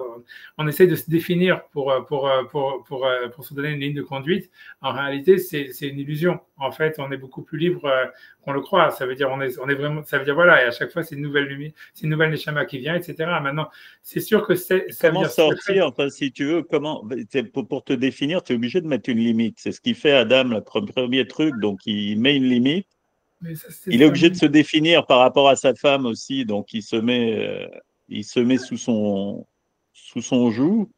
Tu vois que le premier type qui n'a absolument aucun modèle, lui, il commence par faire ça finalement. Tu vois, Ouais, non, je veux dire, bon, peut-être, bon, il se dit c'est sa moitié ou elle est issue de ma. Enfin bon, tu vois, je ne sais pas ce qui se passe, mais il est immédiatement tombé dans le panneau, quoi. Ouais, je suis d'accord. Ah, je suis d'accord. Non, mais c'est sûr que peut-être que tu vois, possible qu'il n'avait pas le choix. Tu vois, c'est sûr que voilà, que pour sortir de ça, il faut manger la connaissance du bien et du mal, un truc comme ça, tu vois, ou l'arbre de la vie ou un truc comme ça. Tu vois, mais tu vois, c'est ça l'idée, tu vois, ça veut dire. Je pense que c'est ça l'idée. Je pense que voilà, c'est possible que tu vois qu'il pouvait pas tant qu'il n'avait pas mangé l'arbre de la vie. Tu vois, je pense que c'est ça l'idée. Ça veut dire que la première étape, tu vois, ce que tu appelles, tu vas recevoir le Ol Malchut Shamaim, c'est manger de l'arbre de la connaissance du bien et du mal. Et en fait, dans la connaissance du bien et du mal, il y a une frustration, il y a tout ça. Mais en fait, tu vois, la deuxième étape, c'est de pouvoir manger l'arbre de la vie, que c'est ça ce qu'il n'a pas mangé. On dit que la Torah, c'est l'arbre de la vie. Tu vois, c'est de transformer, en fait, cette connaissance du bien et du mal comme étant, en fait, plutôt quelque chose de vital, tu vois, qui soit l'essence de la vie. Et tu vois, c'est ça en fait. Mais c'est sûr qu'Adam, il n'était pas du tout. C'était ça le but, quoi. Ça veut dire, c'est ça ce qu'il fallait qu'il fasse. Il fallait qu'il passe par la connaissance du bien et du mal pour ensuite arriver à l'arbre de la vie, etc. Mais c'est sûr que c'est difficile. C'est sûr que tu vois, les gens, ils ont. C'est sûr que c'est qu'une épluchure. Mais c'est sûr que d'un autre côté, tu vois, cette épluchure, tu vois, elle est quand même, si tu veux, elle est quand même, elle est efficace, quoi, pour empêcher. L'homme, tu vois, de se réaliser, quoi. C'est un brouillage, tu vois, c'est comme Pharaon, c'est comme tout ça, c'est un brouillage. C'est comme s'il y a une étape où, en fait, tu vois, tu vois ça, tu vois, c'est comme, si tu veux, tu vois, dans la Kabbale, ils expliquent cette histoire de dire qu'en fait, tout fait un. Donc, en fait, si tu veux, à travers notre corps, on fait un avec Hachem, etc. Mais en fait, l'idée, c'est qu'il dit, mais c'est rafouille. Ça veut dire, l'idée, c'est que c'est branlant. Ça veut dire que l'unité d'Hachem, dans le monde, elle est branlante. Et donc, c'est dans ce côté branlant qu'il y a dans le monde, en fait, que le Yetzer Hara et les fautes, elles arrivent, tu vois. Tu vois, c'est ça l'idée, tu vois, il faut retrouver l'unité, retrouver le un à travers l'action, et ça, c'est un travail, quoi, c'est quelque chose à faire, et en fait, il faut le recommencer, et si on le fait pas, en fait, tu vois, on est déconnecté, en fait, de ça, et on reste dans le brouillage, et tout ça. Ouais, je sais pas pourquoi je suis parti de ça, mais c'est ça, en fait, l'histoire du sadique et Sodolam, quoi, ça veut dire, grosso modo. Il y a beaucoup de ça, il y a beaucoup de ça. Et comme je te dis, ce que j'ai dit la semaine dernière, c'est que le vrai problème, c'est qu'il y a ce côté-là. Si tu veux, à mon avis, ça, c'est un aspect de la sexualité masculine, que c'est en fait, donc, tu vois, le fait, tu vois, ça veut dire le fait, en fait, de s'épanouir à travers l'annulation de soi, mais qui n'est pas une castration, parce qu'en fait, ça part de l'écoute de soi. Et ensuite, tu vois, ça veut dire, il y a l'annulation de l'ego. Et ensuite, tu vois, une réalisation, tu vois, de soi à travers ça. Mais tu vois, c'est proche de la castration, mais en réalité, c'est pas du tout de la castration parce que ça part pas. Si la différence avec la castration, c'est que la castration, c'est le début, c'est que tu vois, en fait, est-ce que tu as l'écoute de toi ou pas au début, tu vois. Est-ce que tu nuis ce qu'il y a dans la castration masculine, c'est la négation de la féminité en soi. C'est ça la base de tout, tu vois. Il faut partir d'un côté féminin pour pouvoir ensuite, tu vois, retrouver dans le côté masculin qui est, tu vois, cette volonté, tu vois, tu vois, comme on a dit, de s'annihiler dans le tout pour devenir indispensable. En fait, il faut partir d'abord d'une écoute de soi. Et si on casse l'étape 1, alors finalement, c'est là où ça devient de la castration. C'est là où ça devient Shimshon et tout ça, etc. Ça devient du BDSM, etc. Et si tu veux, voilà, c'est la société moderne, elle essaie de casser l'étape 1, tu vois. C'est un peu comme Shimshon qui a voulu faire les Khumrot avant de faire les mitzvot, quoi. Tu vois, c'est ça l'idée, tu vois. Et ça arrive à ça, tu vois. Voilà, tu vois, mais je pense que c'est ça l'idée, tu vois. Bref, mais ce que je veux dire, ça, c'est une chose. Mais c'est sûr que c'est une autre chose qu'à mon avis, tu vois, ce que je dis la semaine dernière, que ça c'est vrai aussi, c'est qu'on a l'impression que l'homme, il a besoin de se décharger de quelque chose, tu vois, pour pouvoir s'épanouir. Et ça fait partie de la sexualité masculine. Tu vois, c'est-à-dire qu'en fait, si tu veux, pour revenir à ce que j'avais dit la semaine dernière, je pense que ça, c'est une idée super géniale. J'avais jamais pensé à ça avant, mais que dans la semaine dernière, tu vois, il en avait parlé, le Maharal et tout ça. Tu vois, c'est qu'en fait, si tu vois, c'est que ça voudrait dire, si tu peux parler d'un truc lacanien, c'est de dire que en fait, ça veut dire, l'orgasme masculin, c'est pas l'éjaculation. L'orgasme masculin, c'est ce qui est après l'éjaculation. Tu vois, si tu veux, c'est le fait qu'il est, tu vois, tu vois, comment dire, pas rassasié, je sais pas comment dire le mot, on va dire, il est calmé, il est truqué, et que tu vois, il sent une sorte d'osmose, tu vois, avec son partenaire après l'éjaculation. Et tu vois, et ça voudrait dire, tu vois, quand ça veut dire, c'est quand si on prend comme ça, et c'est ce que le Maharal voulait dire, tu vois, c'est qu'en fait, ça voudrait dire que dans la sexualité masculine, il y a une volonté, il y a une nécessité de se décharger de quelque chose pour pouvoir, en fait, s'épanouir. Que tu vois que ça peut être ça aussi un des sens des mitzvot, tu vois. Et c'est aussi, tu vois, ça veut dire, tu vois, puisque le Maharal lui disait, en fait, presque, il parlait de l'histoire d'avoir des enfants, c'était pour ça, en grosso modo. Il disait, en fait, c'est comme si, en fait, tant que tu n'as pas eu des enfants, c'est comme l'histoire de Jacob et tout ça, etc. Et c'est que Jacob, en fait, tu vois, c'est tant qu'il n'avait pas eu ses enfants, en fait, il ne pouvait pas être lui-même, quoi, grosso modo. Ça veut dire, il voit, tu vois, ça veut dire qu'il est chez Lavan, il est chez machin, tatata. Ça veut dire, il est toujours, il est sur la défensive. Et en fait, c'est parce que, comme tu dis, comme tu parlais, voilà, cette histoire de la frustration, on a l'impression que l'homme, en fait, une solution de facilité pour l'homme, c'est de se mettre sur la défensive. Tu vois, ça veut dire, c'est pour ça que quand tu mets ta femme au-dessus, alors, ok, alors maintenant tu es sur la défensive. Alors, c'est une position confortable pour toi. Tu vois, ça veut dire même que tu mets des hommes politiques au-dessus de toi, tu es sur la défensive, c'est une position positive. Tout comme ça, l'argent, quelle que soit la chose qu'on met au-dessus, tu vois. Et même les mitzvot, tu vois, ça peut être vécu comme ça. Ça veut dire, je mets Dieu au-dessus de moi, et maintenant je suis dans une situation défensive, et c'est confortable pour moi. Moi, je sais où tu vois, comment je dois dealer, tu vois, par rapport à ça. Et tu vois, mais ça voudrait dire, en fait, ça veut dire, ce qu'il y a derrière ça veut dire cette volonté, tu vois, convoquer Yaakov, pour faire le lien avec la paracha de la semaine, tu vois, ça veut dire que Yaakov, il se met dans une situation toujours défensive, tu vois, que même il envoie des envoyés à Esav pour que Esav vienne l'attaquer, parce qu'il se sent à l'aise dans une situation défensive. Même, tu vois, quand il se fait abuser par Lavan et par ses femmes et par tout ça, ça veut dire il veut toujours se mettre dans une situation où il est, tu vois, défensive, tu vois, même quand sa fille, elle se fait violer, tous ces trucs-là, tu vois. Et ça veut dire, parce qu'en fait, tu vois, l'histoire, c'est qu'il se sent, comment dire, à l'aise là-dedans. Tu vois, c'est-à-dire, tu vois, faire du fight, tu vois, tu vois, quand je suis agressé, on va dire, tu vois, c'est facile, on va dire, si tu veux, ça donne des repères en tous les cas.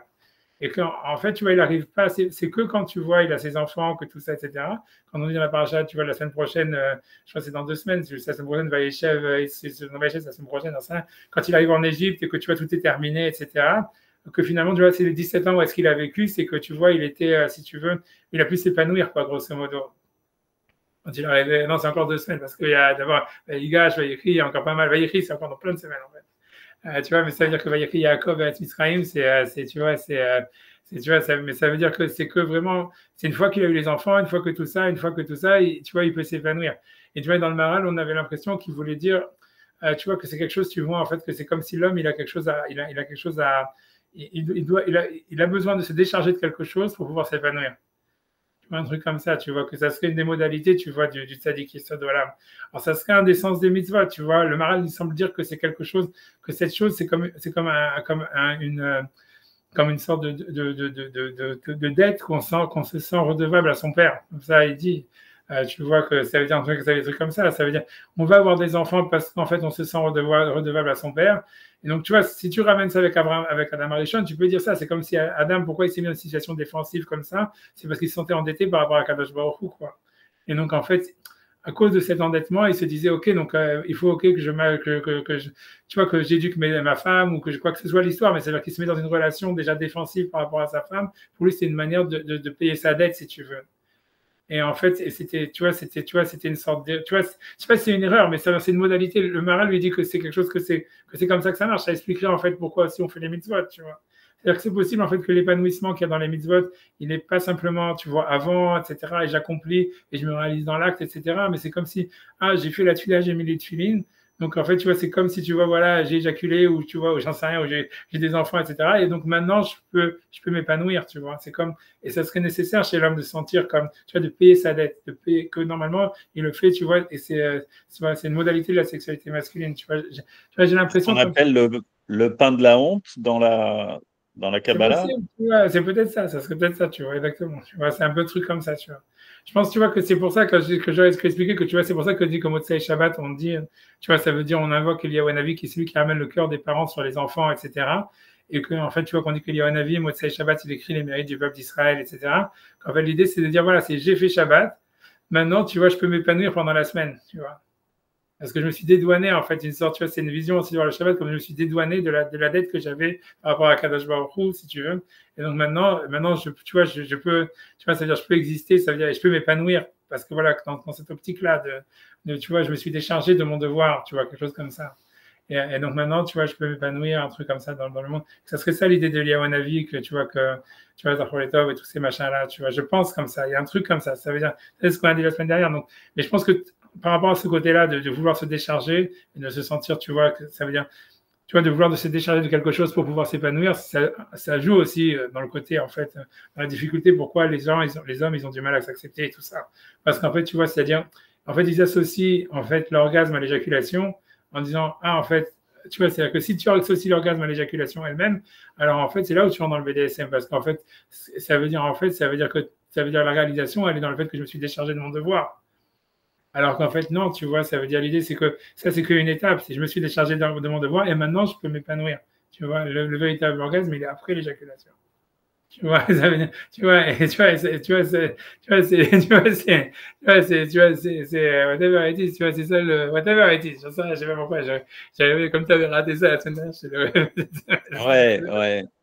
La semaine dernière, c'est ça ce qu'on appelle, pour Adam Arishon, la tardema, comme ça. On dit qu'il est rentré dans un état de. Tardema, on a l'impression, ouais, peut-être. Qu'est-ce que c'est la tardema? Non, je sais pas, tu vois, c'est bizarre comme mot. Moi, je me suis souvent posé la question qu'est-ce que ça voulait dire, quoi. J'ai l'impression plutôt que c'est l'humanité qui est rentrée complètement dans un état qui vit dans cet état de tardema, comme ça, comme tu dis, une espèce de faille comme ça entre lui, un brouillage, quoi. J'ai l'impression, moi, ça me faisait cet effet comme ça que, autant messianique, on se réveillerait, on serait plus conscient, quoi. Parce que, en même temps, l'impression qu'on agit comme ça dans un. On agit. C'est le brouillard qui nous pousse à agir d'une certaine façon. C'est un peu spécial, quoi. J'ai l'impression que l'humanité, elle n'est pas sortie de cet état-là encore. Oui, je suis d'accord, à tes égards. Cet étalage. Ouais. Non, mais c'est ça, mais chacun après ça, tu vois, c'est un travail à faire. Après, voilà, j'en sais rien. Après, donc, comme il dit, j'avance maintenant, après avoir été yotzé, d'avoir raconté toutes mes âneries, tu vois, on va avancer. Non, mais je pense que c'est vrai ce que je dis, ça, je pense que c'est pas mal, j'en sais rien, je pense qu'il y a dit, ouais. Mais le principal, en tous les cas, pour moi, c'est déjà, c'est pas faire les chumrot avant les mitzvot, et faire le moins de Khumrat. Faut savoir, je pense que le vrai truc, c'est que les Khumrat sont dangereuses en réalité et que voilà, et que je pense, tu vois, et donc il faut, mais les mitzvot, c'est clair que tu vois, comme on a vu, c'est ça ce qu'il faut faire, on va dire que c'est ça ce qui, en fait, ce qui fait ça va résonner en nous si en fait on le fait d'une manière positive et on le fait sans en rajouter, on le fait, tu vois, si on se sent appelé par la mitzvah, etc. Et là, ça fait monter spirituellement, il n'y a aucun BDSM et ça fait monter, tu vois c'est que du positif, quoi, grosso modo. Voilà. C'est ça l'histoire. Et je pense aussi que l'histoire de la Kabbalat al-Malchut Shamaim, c'est quelque chose de général, c'est aussi très important à comprendre. Ça veut dire que quand on dit qu'on doit recevoir sur soi le joug divin, c'est pas recevoir toutes les mitzvot sur soi à un moment T. Ça veut dire j'accepte le fait que Hachem, c'est le maître et que j'accepte d'une manière générale la loi. Et c'est ça, tu vois, c'est tout, tu vois. Et ensuite, tu vois, on fait la mitzvah, etc., un truc comme ça, tu vois. Et je pense aujourd'hui, franchement, que tout le monde aujourd'hui à la Malchut Shamaim, quoi. Je pense franchement que c'est pas vraiment la chose sur laquelle il faut mettre l'emphase, quoi. Parce que les gens, ils sont terrorisés par la présence d'Hachem aujourd'hui. Ils sont terrorisés par, si tu veux, ils se sentent complètement écrasés par tu vois, ça veut dire, voilà, par le monde, quoi. Il y a des millions de rabbins sur YouTube qui terrorisent comme ça. Mais je pense que le Mashiach approche, faites teshuva immédiatement, vous allez... Ça, c'est parce qu'ils ne le ressentent pas du tout. Alors, ils flippent tellement qu'ils essayent de se mettre des trucs, mais c'est juste au contraire. Tous ces mecs-là, ils n'y croient pas, en fait. Ils sont tellement frustrés de ne pas y croire qu'ils se disent il faut en rajouter des kilos et je vais y arriver. C'est bon. Ouais, non, parce que c'est faux, tu vois. C'est pas quand même, tu t'imposes toute une vie. Enfin bon. Mais c'est parce que parce qu'ils pensent qu'en s'en imposant, ils vont avoir le feedback. Mais il n'y a pas de feedback. C'est ça le truc. Si tu attends le feedback, ça ne sert à rien. Et donc les mecs, ils s'en imposent de plus en plus parce qu'ils cherchent le feedback. Mais ils ne l'auront pas parce que le feedback, c'est dans toi que tu l'as. Ouais, dans l'extérieur. Mais comme ta seule solution pour l'avoir, c'est de rajouter, tu t'éloignes au lieu de te rapprocher. Enfin, c'est ça. Non, on peut croire qu'il y a un feedback spirituel qui est surnaturel. Je pense, tu vois, dans la Kabbalah qu'il y a quelque chose, mais c'est quelque chose, tu vois, ça veut dire, voilà, ça vient. Il y a quelque chose de surnaturel à l'accomplissement des méthodes. Mais c'est vrai que... La solution, c'est qu'il est en... Enfin, je pense que la solution, c'est qu'il est en toi, c'est de le trouver dans toi, tout ce truc-là. Mais par définition, ils ne le trouvent pas en eux, sinon ils ne se mettraient pas tous ces mots sur la tête, quoi. Je crois. Mais sur ça, je sais pas. Moi, je pense, ce que j'ai vu de toutes ces histoires-là, parce que tu vois, j'ai vu comment ça s'est augmenté, c'est beaucoup du narcissisme à la base. C'est beaucoup, tu vois, parce qu'en fait, tu vois, c'est les mecs, ils veulent être parfaits, tu vois. Il y a une grande. Ça, c'est venu beaucoup, tu vois, qu'est-ce que je te dis, c'est venu beaucoup des mères juives, hein. Tu vois, ça veut dire tu vois, ça veut dire c'est passé, tu vois, les mêmes mecs qui ont fait Polytechnique, ils ont fait Tchouva et maintenant ils sont tous des mecs comme ça, tu vois. Parce que pour eux, c'est j'ai upgrade de Polytechnique à Mashiach, tu vois ce que je veux dire. Mais ils cherchent la même logique, c'est-à-dire qu'ils disent plus j'y travaille, plus je vais y arriver, quoi. Ouais, c'est surtout parce que tu vois, voilà, c'est parce que l'idée c'est que tu vois, t'es le meilleur, mon fils, et tout ça, etc. Machin, blablabla, tu vois ce que je veux dire. C'est comme une sorte, tu vois, c'est une ambition. Écoute, moi je sais pas, j'ai tendance quand même à être plus complaisant dans la mesure où, comme on ne sait pas ce que c'est vraiment l'épanouissement, personne ne l'a jamais. Je veux dire, c'est quelque chose d'intérieur, de profond. Alors peut-être des grands maîtres des choses, ça se communique, et peut-être plus d'ailleurs à travers le silence qu'à travers, je veux dire, peut-être de maître à élève, il y a des choses qui doivent, mais qui sont difficiles à dire. Alors, les autres, si tu veux, bon, tu peux juste, peut-être qu'ils essayent maladroitement et ils cherchent quelque chose. Au moins, tu peux les gratifier de ça, si tu veux être bienveillant envers ton prochain, surtout s'il porte une kippa et une barbe. Mais tu vois, je veux dire, c'est vrai que, bon, tu vois, c'est pas, on voit pas des types comme ça dans un état de nirvana la recette, si on la connaissait comme ça. Bien sûr, ça existe, c'est sûr que les grands maîtres, etc., mais je pense que c'est des choses très intimes. Et c'est certainement, on va dire, c'est communiqué où c'est certainement des élèves ou des gens qui sont très proches qui peuvent ressentir. Là, pour moi, il y a une barrière un peu difficile à franchir. En tout cas, quelque chose qui est très exclusif et qui est certainement pas de l'ordre de l'universel. Voilà, c'est de la masse, c'est ça l'histoire. C'est ce que Maïmonide dit, tu vois, dans tout le temps. Tu vois, c'est le grand point faible. C'est ce que Maïmonide ne comprend pas. Comment est-ce qu'une religion peut exister, tu vois? Comment une religion pour la masse, elle peut exister alors qu'en réalité, la relation à Hachem, c'est une relation intime, etc. Et machin, et blablabla, tu vois. C'est ça, c'est le problème, tu vois. Et bon. Qu'est-ce que tu veux que je te dise? C'est whatever, tu vois, c'est à top, tu vois. Je veux dire, tout est bien, qui finit bien, quoi. Je veux dire, tout le monde, tu vois, c'est. Il faut critiquer. Non, c'est sûr. Non. Tout est pour le mieux et bon, whatever, je sais pas, honnêtement, je sais pas. Whatever. Bon, on avance. donc, on avance parce que tout ça c'était pour éviter les diagonales, mais on va pas. On a fini, on les diagonales, on les avait finis. Ok. Donc on est donc Kiamoud Azé, donc ça veut dire, mais ce que je veux dire à mon avis, tu vois, donc cette colonne, ce que s'appelle le Tzadik Yesod Olam, la vie, tu vois l'histoire du Tzadik qui est la base du monde, tu vois, comme on a vu que c'est lié à la sexualité masculine, etc. C'est pas une personne, c'est surtout ça, c'est vraiment, c'est même pas un comportement, c'est une action. C'est là où tu as raison de dire, c'est une action T ou une manière d'être T à un moment T qui est en alignement avec ce que Hachem il veut, en tout cas qui aligne en fait le monde matériel avec le monde spirituel et qui fait descendre donc cette bracha sur le monde, etc. et qui permet au monde d'exister. Mais c'est surtout ça l'idée qu'il veut dire, tu vois, c'est ça l'idée, tu vois. Et comme je dis, quand on fait la bracha de Amevachat Amo Israël Bachalom, tout celui qui, quand il fait la bracha de béni soit-tu Dieu qui bénit le peuple d'Israël dans la paix, qui a cette intention de dire que lui-même il bénit le peuple d'Israël dans la paix et que c'est Hachem qui s'exprime à travers lui quand il bénit le peuple d'Israël dans la paix, à ce moment-là, il devient Tzadik Yesod Olam, à ce moment-là, et voilà, et c'est déjà énorme. Ouais, mais c'est ça l'idée, tu vois. Ah, mais voilà, ouais. Mais après, tu vois, mais c'est pour ça qu'après, on peut faire des demandes personnelles. Si tu veux l'histoire de Elokai, sur numéro, etc., c'est qu'une fois que tu as fait cette bracha-là, que tu es devenu les Tzadik et Sadolam, mais ça veut dire c'est à ce moment-là où, en fait, tu vois, où tu deviens, comment dire, tu vois, c'est à ce moment-là où tu prends une importance, à ce moment-là, tu peux demander des pilotes à Hachem personnels, tu vois, j'enlève le son de ça. Ouais, bref, tu vois, moi j'avance, c'est juste. Voilà, mais en tout cas, c'est Vanikrat Tzadik, tu vois, quel Tzadik ou comment on aime ça, c'est-à-dire que le Tzadik, c'est ce qui est au milieu. Chez nous, Yotse Minayo Klal, qui ne sort pas de la ligne droite du tout, mais non noter les Shum Katse, et il va vers aucune extrémité. Bon, voilà, comme je dis, c'est ni les Khumrat ni les Kou, voilà, c'est ni la Khumra ni la Kula, c'est être au milieu. Et Karnikra M Saïd, Tzadik, c'est pour ça que c'est lui qui est au centre, qui est appelé Tzadik. Et c'est ce que lui dit que le monde il tient sur une seule colonne.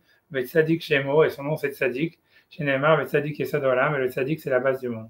Donc les trois avis qui ont été cités, soit que ça tenait sur 7 colonnes, ou j'ai plus combien, 12 colonnes, 7 colonnes et une colonne, j'imagine ça ce qui parle. Kiyum Haaretz Mitzad Pshitut Shesh Haaretz. Ça veut dire la terre elle tient par le fait qu'elle est, on va dire, simple. Ça veut dire grosso modo que Hachem, il réside dans la terre. Qui arrête s'il est Mata les Gamré, parce que la terre, c'est vrai qu'elle est tout en bas. Mata les Gamré, il y a Shvab Shitout, et ce qui est tout en bas, en fait, il a, on va dire, la simplicité, ça veut dire une relation à l'unité divine. Grosso modo, c'est comme ça que j'expliquerai la Pshitout. Ça veut dire, il y a la simplicité, ça veut dire, il y a la relation, une relation intrinsèque avec l'unité du divin. Et c'est ça ce qui fait que la terre, elle tient. Ça veut dire, voilà, grosso modo, c'est ça ce qui fait que en fait, le monde ne sera jamais détruit parce que dans la matière, il y a une connexion, on va dire, intime et très grande à l'unité d'Hachem. Et donc, quelles que soient les conneries que les hommes font, ils n'arriveront jamais à faire péter tout le globe, quoi. Ça veut dire que le Tzadik et Sadolam, c'est quelque chose que tout l'univers dans sa globalité, il a tout le temps, d'une certaine manière, quelque part, parce qu'on fait un avec Hachem. Donc, ça veut dire, quelle que soit l'idée, ça veut dire, globalement, dans l'univers, ça veut dire le monde il tient de ça, quoi. La terre elle tient de ça, etc. Bon, je pense que Kiyum Vamoud Haaretz. Kachayit Ber Davar Zem comme Achar Varichut, comme il dit qu'il avait parlé de ça très longuement ailleurs, je ne sais pas où. Il dit dans Choulin, bref, tu vois. Voilà, bref, tu vois. Donc j'ai pas envie de, tu vas rentrer là-dedans. Ve'agvulim Batzadim Ba'emsaï. Donc et donc les limites, ça veut dire les limites et les côtés et le centre. Ils venaient chez Amasof Minadavar parce qu'ils sont la fin d'une chose. Donc ils ont la simplicité, on va dire, la plus grande. Mais c'est où Hamoud Haaretz, et c'est ça, en fait, si tu veux, la colonne de la terre, Shiuki Yumo, qui est en fait ce qui lui permet, en fait, ce qui lui permet en réalité de tenir. Donc, comme il est les Faresh, Rak Biarnouk, donc il ne peut pas expliquer plus. Rak Biarnouk, Sat, Midivrem, Manela Memerod. On a simplement expliqué en fait un peu des choses qu'ils ont dit qui sont très grandes. Mais Frat Aem Saïch, ou Yesod Kiyum Haaretz, et surtout sur qu'est-ce que c'est que le centre qui est la base de l'existence du monde. Aem Saï Nikrat Sadik, le centre, ce qui est appelé Sadik. Bavour Shenat Sadik Yotse Menaim Saï Hashum Katse, parce que le Sadik il ne sort pas vers les extrémités d'aucun côté. Donc, comme je dis encore une fois, ça vient exclure les khumrot, tu vois, aussi, et les coulottes. C'est ce que je dis. Ça, c'est pas les mitzvot qui sont castratrices, c'est les khumrot qui sont castratrices. Tu vois, ça veut dire, Hashum Katse, Rak Enonote Mina Katse, Mina Nekuda Saï, mais il ne sort pas, en fait, tu vois, du centre. Au Mahloket Elu Hachamim, Amok Merod, et la discussion entre tous ces sages, à savoir est-ce qu'il y a 12 colonnes, 7 colonnes et une colonne, c'est très profond. Veneva Makom Acher, il va les expliquer ailleurs, je ne sais pas où. Ben les Faresh Yoter Bidvarim Elou, il ne veut pas expliquer plus dans ces paroles-là, qui aiment citer à Chorma, parce que ce sont les secrets de la sagesse. Medai Bezek, Bemacher Ramaznu Po, Menadvarim Elou, et donc ça suffit de ce qu'on a mis comme, comment dire, ce qu'on a mis comme allusion sur ces choses-là. Et la première explication, elle est aussi vraie, ce qu'il avait expliqué sur la Torah, qui est l'eau, les patriarches et compagnie, et Sadiq et compagnie. Chez Kol Divrei Hachamim, Yeshem Nigle Benistar, puisque toutes les paroles des sages, elles ont une partie dévoilée et une partie cachée. Les Kargamou Nahon, et donc ça aussi c'est vrai. Médaille baisée, c'est suffisant avec ça. Je sais rien, je sais pas, on a fait sur ces choses-là, mais j'avance un petit peu, je continue à avancer un petit peu. Donc voilà, je ne sais pas quoi dire d'autre sur toute cette histoire. Non, voilà, je pense que j'ai dit assez. Sauf si vous avez des questions, des choses à dire, j'en sais rien. Voilà. Bon, pas de questions, on avance. Donc on est rentré dans le Perek Perek Endorshin, donc dans le Perek Endorshin. Tu veux dire quelque chose? Juste faire une digression politique, puisqu'on voit que le monde y repose en fait sur un individu, ce qui serait le contraire du principe démocratique. Je voulais voir comment, si on pouvait expliquer comment d'un seul coup il y a eu un surgissement comme ça, phénomène qui est appelé un miracle en fait, les historiens, un surgissement de la démocratie comme ça en Grèce. Si avant le monde il reposait comme ça sur un principe, on va dire plutôt de centralité, avec la centralité en fait d'un individu avant qu'il y ait ce surgissement de ce qui n'a fait que gagner, on va dire, en termes d'idéal, ça n'a fait que gagner dans le monde, parce que le modèle, finalement, le modèle qu'on oppose, ça serait quoi, un modèle autocratique aujourd'hui, quelque chose comme ça. On voit qu'il y a une ligne comme ça aujourd'hui encore, on va dire, il y a un modèle, on va dire, à la chinoise comme ça, une espèce d'autocratie, ou à la russe, ou un truc avec un semblant de démocratie, et un modèle qui conduit comme ça plus à l'anarchie. Je sais pas. En tout cas, il y a eu une apparition, on peut dire à l'origine, on a plutôt le sentiment que le monde il était organisé autour d'un seul type, on va dire, qui menait tout le pays, etc. Un pharaon, une figure, on va dire, tutélaire comme ça qui tient le... Et d'un seul coup, comme ça, il y a eu, on ne sait pas comment, on a l'impression que c'est complètement, on va dire, je sais pas, c'est peut-être antinaturel. Je sais pas exactement. Qu'est-ce qu'on pourrait dire, mais c'est compliqué. Hein. Tu vois, je sais pas. C'est un truc qui n'apparaît, sauf que dans la Torah, il y a un principe. Enfin bon, pour prendre des décisions, il y a quand même une règle démocratique, quoi. C'est la majorité. C'est clair, mais ça veut dire, tu vois, je pense que, tu vois, dans ce que tu dis, ça veut dire, le principal, tu vois, c'est-à-dire, tu vois, c'est ce que tu vois, c'est, je sais pas, il y a beaucoup de quoi, je sais pas, je peux donner plein, il y a beaucoup de quoi parler, je sais pas si c'est vraiment lié avec ce qu'on est en train d'étudier maintenant, mais ça veut dire, pour répondre à ça, c'est-à-dire, non, mais ce que c'est, moi, par rapport à ce que tu dis, tu vois, pour moi, ça fait beaucoup en termes politiques, c'est comme ça que je comprends, si tu veux. Mais si tu veux, ça fait beaucoup penser à Hanouka, tu vois, c'est-à-dire cette histoire-là, je pense que, tu vois, c'est-à-dire, je pense que, tu vois, encore une fois, le problème de tout ça, tu vois, quand tu parlais de l'intime, c'est surtout ça le problème. C'est, tu vois, c'est comme on te dit, tu vois, qu'en fait, si tu veux, les Grecs, chez les Grecs, tu vois, on dit, voilà, la Hanoukia, ça symbolise, tu vois, la bougie qui vient, la lumière qui vient de la maison et qui illumine la rue, et c'est pas la rue qui illumine la maison. Tu vois, et ça veut dire, je pense que c'est vraiment ça, tu vois, ça c'est un truc, mais c'est exactement ça le point, c'est-à-dire que je pense que le problème, c'est pas la démocratie, c'est-à-dire le problème, c'était de savoir c'est jusqu'à où, en fait, si tu veux, la rue ou la démocratie, ce que tu appelleras, ça veut dire, le pouvoir, ça veut dire la société, elle a accès, tu vois, jusqu'à où, en fait, la République, si tu veux, elle s'introduit dans le domaine de l'intime, quoi. Et si tu veux, tu vois, je pense que si tu vois, ça veut dire c'est surtout ça. Ça veut dire quand tu regardes, tu vois, dans le judaïsme, quand tu regardes, voilà, même les Bnei Israël, dans le mont Sinaï et tout ça, etc., dans le désert et compagnie, dans le partage, tu vois, où on partage la terre d'Israël, avec chacun il a sa terre, chacun a sa tribu, chaque machin, etc. C'est comme si en fait, tu vois, le gouvernement ou quoi que ce soit, ça veut dire il est en fait, il est limité. Ça veut dire il est, ouais, il est limité à ce qui se passe aux parties communes, on va dire. Tu vois, c'est-à-dire, voilà, et on essaye de mettre en commun que ce qui nécessairement doit être mis en commun. Et après ça, donc, celui qui dirige ça, en fait, tu vois, ok, c'est une manière de le gérer, tu vois, que ce soit un roi, que ce soit pas un roi, etc., etc. Mais à part ça, il y a une unité au niveau de la spiritualité, que c'est un autre problème, tu vois, c'est un autre point. Mais c'est géré, ça veut dire, voilà, je sais pas comment expliquer, tu vois, je pense, tu vois, c'est ce que je veux dire, tu vois, c'est surtout ça pour moi, ce que je vois dans cette histoire de démocratie, c'est qu'en fait, c'est efficace, parce qu'en fait, si tout le monde, si tu veux, la démocratie, c'est en fait un totalitarisme en réalité, tu comprends, ça veut dire parce que en fait, pourquoi c'est efficace, c'est parce que c'est un totalitarisme qui fonctionne, ça veut dire que comme en fait il y a un équilibre qui est en fait, tu vois, si tu veux, ça veut dire je sais pas comment expliquer, tu vois, il y a un équilibre quoi, entre les différents partis, parce que tu vois, on suit la majorité, donc tout le monde peut s'exprimer, donc ça peut créer une sorte d'équilibre. Mais en réalité, à la fin, pourquoi c'est efficace? C'est pas parce qu'il y a un équilibre, c'est efficace parce qu'en fait, tout le monde doit suivre la loi. Et en fait, ça veut dire que et que cette loi, elle est imposée vraiment, tu vois, elle laisse très peu de place, on va dire, à l'intime, à l'individu, à ce qui est de l'ordre, tu vois, de la personne, tu vois, c'est gommé au maximum. Et c'est ça ce qui fait que c'est efficace, parce que c'est un peu comme tu vois, là, comme les Chinois, les Russes. C'est une autre manière, si tu veux. C'est une manière, si tu veux, tout ça, ça veut dire, la démocratie, si tu veux, c'est une modalité, en fait, du totalitarisme. Et en fait, la Torah, elle est pas dans ce trip, quoi, a priori. Tu vois, la Torah, elle est vachement, tu vois, parce que tu vois, en fait, grosso modo, on n'a pas besoin de créer de l'union sociale à travers, en fait, si tu veux, des lois civiles hyper contraignantes, puisqu'on a déjà les lois de la Torah qui nous font chier à mort et qui créent cette unité, si tu veux. Et si tu regardes, le premier qui a vu ça, c'est Rousseau, tu vois. Quand tu regardes sur Rousseau, quand il parle sur les Juifs, il est complètement, tu vois, il a compris que la solution était là-dedans. Et il voit que les goïms, ils n'arriveront jamais à ça.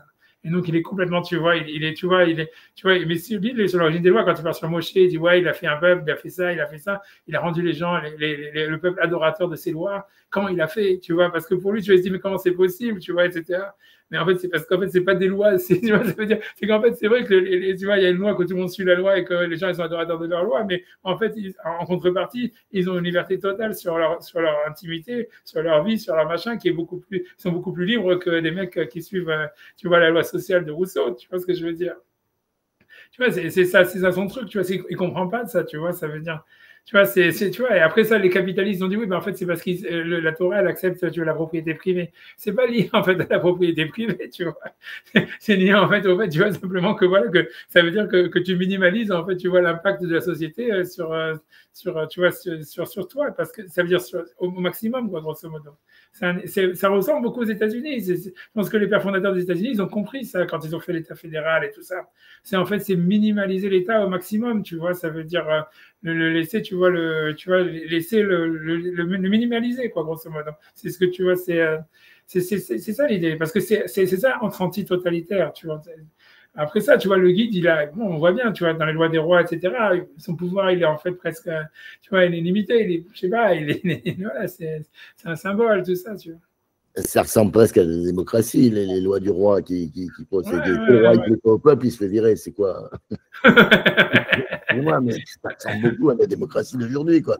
Moi, je pense que les Grecs, ils ont inventé, mais pas tellement, quoi. Ouais. Les Grecs, ils ont inventé, je pense, surtout un totalitarisme. Quand tu lis Platon, la République de Platon, ce qui est choquant, c'est quand tu dis, voilà, il faut tout mettre en commun, les femmes, les enfants, les machins, tout ça. Tu vois, ça veut dire, tu vois, l'idée, c'est que tout est géré comme ça, mais c'est au fond, tu vois, ça veut dire dans la démocratie grecque, le principal, c'est de prendre le contrôle total. C'est un totalitarisme, c'est rendre la société déjà la plus, en fait, la plus, comment dire, fonctionnelle possible, voilà, moins dysfonctionnelle. Et donc la fonctionnalité, elle est mise en avant, tu vois. Et donc c'est un totalitarisme après, tu vois. C'est une démocratie, mais parce qu'en fait l'idée c'est derrière la démocratie, c'est comment est-ce qu'on va rendre la société la plus fonctionnelle possible. Et donc ça veut dire que c'est la société qui est mise devant l'individu, quoi. Alors que la Torah, en fait, elle dit pas ça. Elle dit, en fait, tu vois, elle met la famille avant tout, en fait. Tu vois, si tu regardes, elle met même pas l'individu avant, elle met la famille avant tout. Puisque depuis Adam et Ève, tu vois, c'est une famille, tout ça, machin. Après le Corban Pessah, c'est chacun dans sa famille. Tu vois, c'est une idée bizarre, tu vois. Mais pour moi, je pense c'est pas mal, tu vois. Ça veut dire, parce qu'il y a assez, tu vois, il y a assez, tu vois, c'est pas aussi ennuyeux que de dire, voilà, c'est l'individu, parce que c'est vraiment chiant, tu vois. Mais ni de dire que c'est la société, la famille, c'est bien, tu vois, c'est comique, tu vois, c'est. Ça laisse assez de, voilà, ça laisse assez de spectacle, tu vois. C'est un bon équilibre entre le spectacle et la fonctionnalité, quoi, on va dire. Tu vois.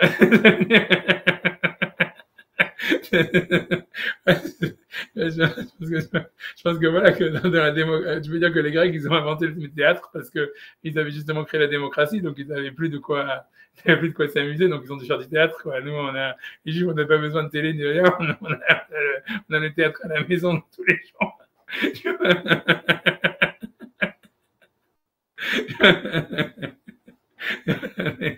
Ouais, je pense que j'en sais rien, je pense que tu vois, c'est ça. Non, non, je sais pas quoi dire d'autre, tu vois. Je sais pas, mais je pense beaucoup de ça. J'en sais rien. Ouais. L'important, je vois bien que j'ai les juifs. Je dis, je sais pas, c'est difficile. Je pense que ce qui a créé le mythe du héros, le mythe de tout ça, tu vois, ça veut dire, c'est beaucoup, moi, je pense, c'est beaucoup le romantisme qui a créé ça, tu vois.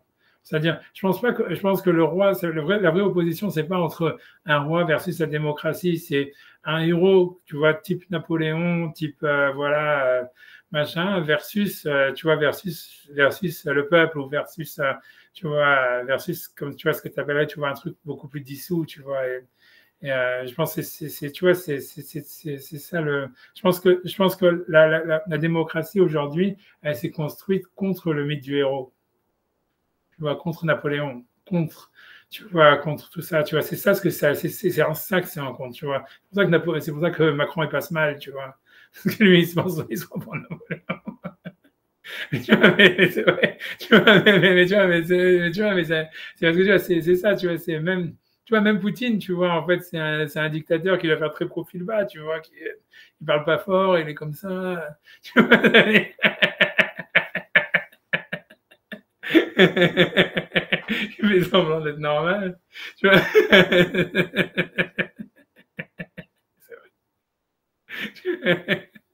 Mais c'est pour ça, je pense que c'est surtout ça l'inadéquation et tu vois, le romantisme n'existait pas dans la Torah, quoi.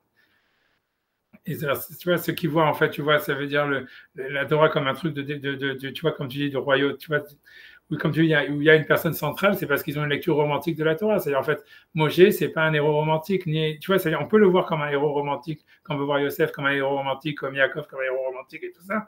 Mais en fait, c'est une lecture, en fait, biaisée, en fait, de la Torah. Et, tu vois, ça veut dire, en fait, tu vois, c'est pas tu vois, c'est ça l'histoire, je pense.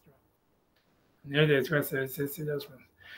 Ouais, je pense que moi, ça m'a mis du temps à comprendre ça, mais ça veut dire que c'est super nocif et super, comment dire, voilà, vraiment toxique de s'identifier au personnage biblique, quoi.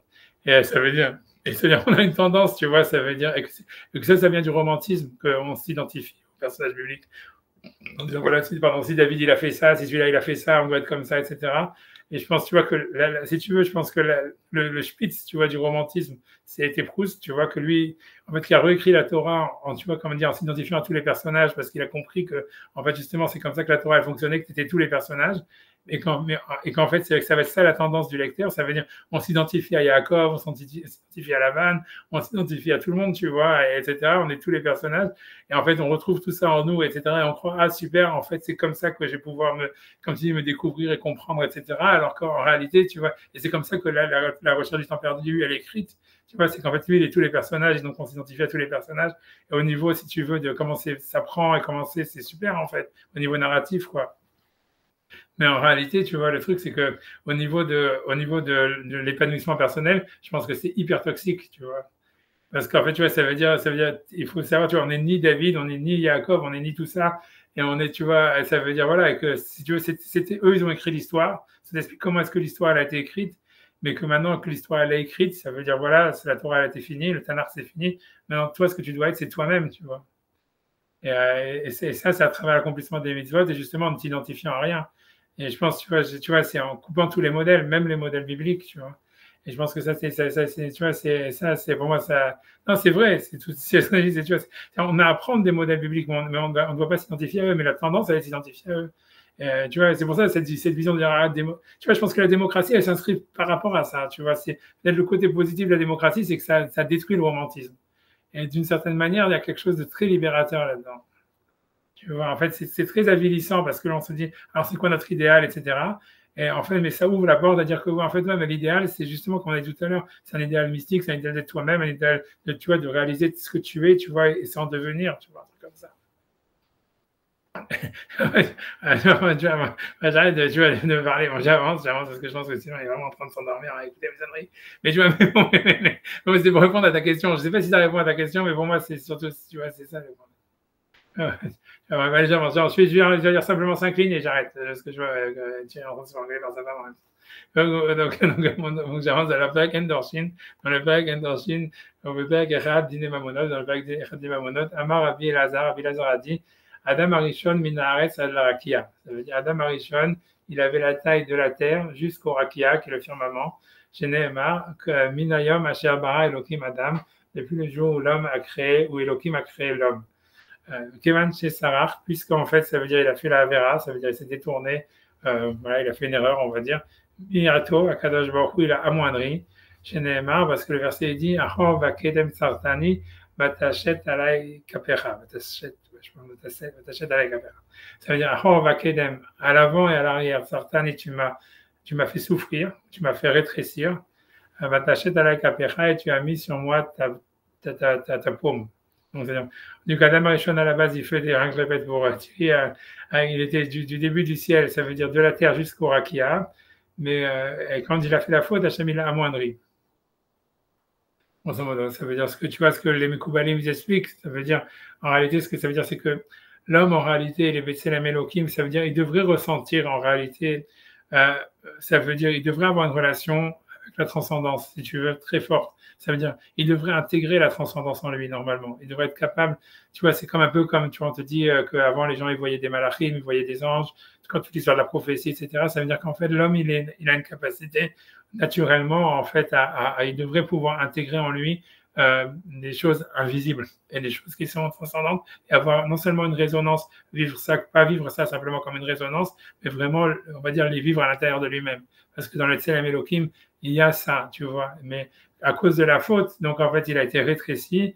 Et même s'il garde, en fait, si tu veux, cette connexion avec les anges, avec tout ce qu'il y a au-dessus du Rakia, et que toutes ces actions, elles ont un impact, on va dire, tu vois, surnaturel ou transcendant, et qu'il y a quand même un mouvement retour par rapport à lui, etc. Mais l'homme, en tous les cas, il arrive, et c'est qu'un mouvement qu'il ressent comme étant de l'extérieur, comme quelque chose, tu vois, qu'il n'a pas, tu vois, il n'arrive pas à intégrer, ou quelque chose comme ça, où il fait que raisonner par rapport à ça, il n'arrive pas à l'intégrer. Ça serait ça l'idée de dire que Hachem, il a amoindri l'homme après la faute de la connaissance de l'arbre du bien et du mal. Tu vois que dans le Nefesh HaChaim, tout ça, le Nefesh HaChaim, il explique, c'est dans le Nefesh HaChaim. Enfin, j'avance. Amarav Yehuda Amarav, Adam Arishon Misof HaOlam Vad Sofo. Ça veut dire l'homme, il a la réalité de la fin du monde jusqu'à la fin du monde. Peu importe ce que ça veut dire, parce que s'il est à la fin, donc qu'est-ce que ça veut dire qu'il est à la fin, quoi? Et peu importe, tu vois, ça veut dire.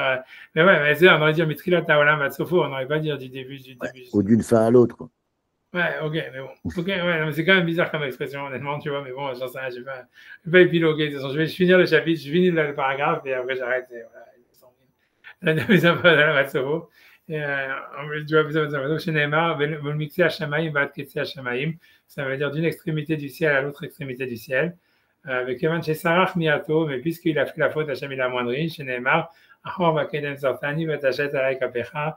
Ça veut dire encore une fois, à l'avant, à l'arrière, tu m'as amoindri, ou tu m'as fait souffrir, ou tu m'as formé, quel que soit le mot Sartani, ça peut être traduit de différentes manières, qui sont, on va dire, toutes vraies. Ça peut être la chanson de Sarah, ça veut dire faire souffrir, ça peut être le langage de Tsura, qui veut dire une forme, ça peut vouloir dire quelque chose comme ça, tu vois, ou étroit, une étroitesse. T'achètes avec un et tu as mis sur moi ta main, ta paume, donc la dit Kashuk Rayadade. Donc ça veut dire, a priori, la Gemara demande, c'est une contradiction, c'est-à-dire soit l'homme il est jusqu'au Rakia, soit l'homme il est de la fin du ciel à la fin du ciel. J'imagine c'est ça les deux avis qu'on a vus. Ouais. Ok, donc ça veut dire c'est une contradiction. Comment est-ce qu'on peut dire qu'il est de la terre au Rakia ou de l'extrémité du ciel à l'autre extrémité du ciel? Donc la Gemara dit c'est une contradiction. La Gemara dit c'est la même mesure. C'est-à-dire la mesure d'une extrémité du ciel à l'autre, c'est la même mesure qu'il y a de la terre au Rakia. Ok, donc ça c'est la Gemara. Ok, on avance, je dis, après j'en finis le paragraphe, et cette chose-là leur paraît étrange. Comment c'est possible cette chose-là? Chez Minkatse Hashamaim, chez Midat Mizrach, ça veut dire que de l'extrémité du ciel qui est à l'est, Ad Ketse Hashamaim, chez Umarav qui est à l'ouest, Kemo Minaret Advarakia, la même taille que la terre au Rakia. Kim Nasim Haaretz Bemsa Hashamaim, Moshu Behemet, parce que si on mettait la terre au centre du ciel, comme on va dire, c'est la vérité, Yadoua Kimin Ketse Amizrach Ad Ketse Marav, c'est certain que de l'extrémité ouest à l'extrémité est, il y a le double. Minaret de la Shamaï, que de la hauteur des choses. Mais d'abord, me voir la colle, cette chose-là, elle est connue de tous. Alors voilà, donc, on apprend des choses tous les jours. Ok, j'en sais rien, qu'est-ce que je te dis, tu vois. Même le mec des notes, il n'a pas épilogué tellement là-dessus. Tu vois, mais ça veut dire.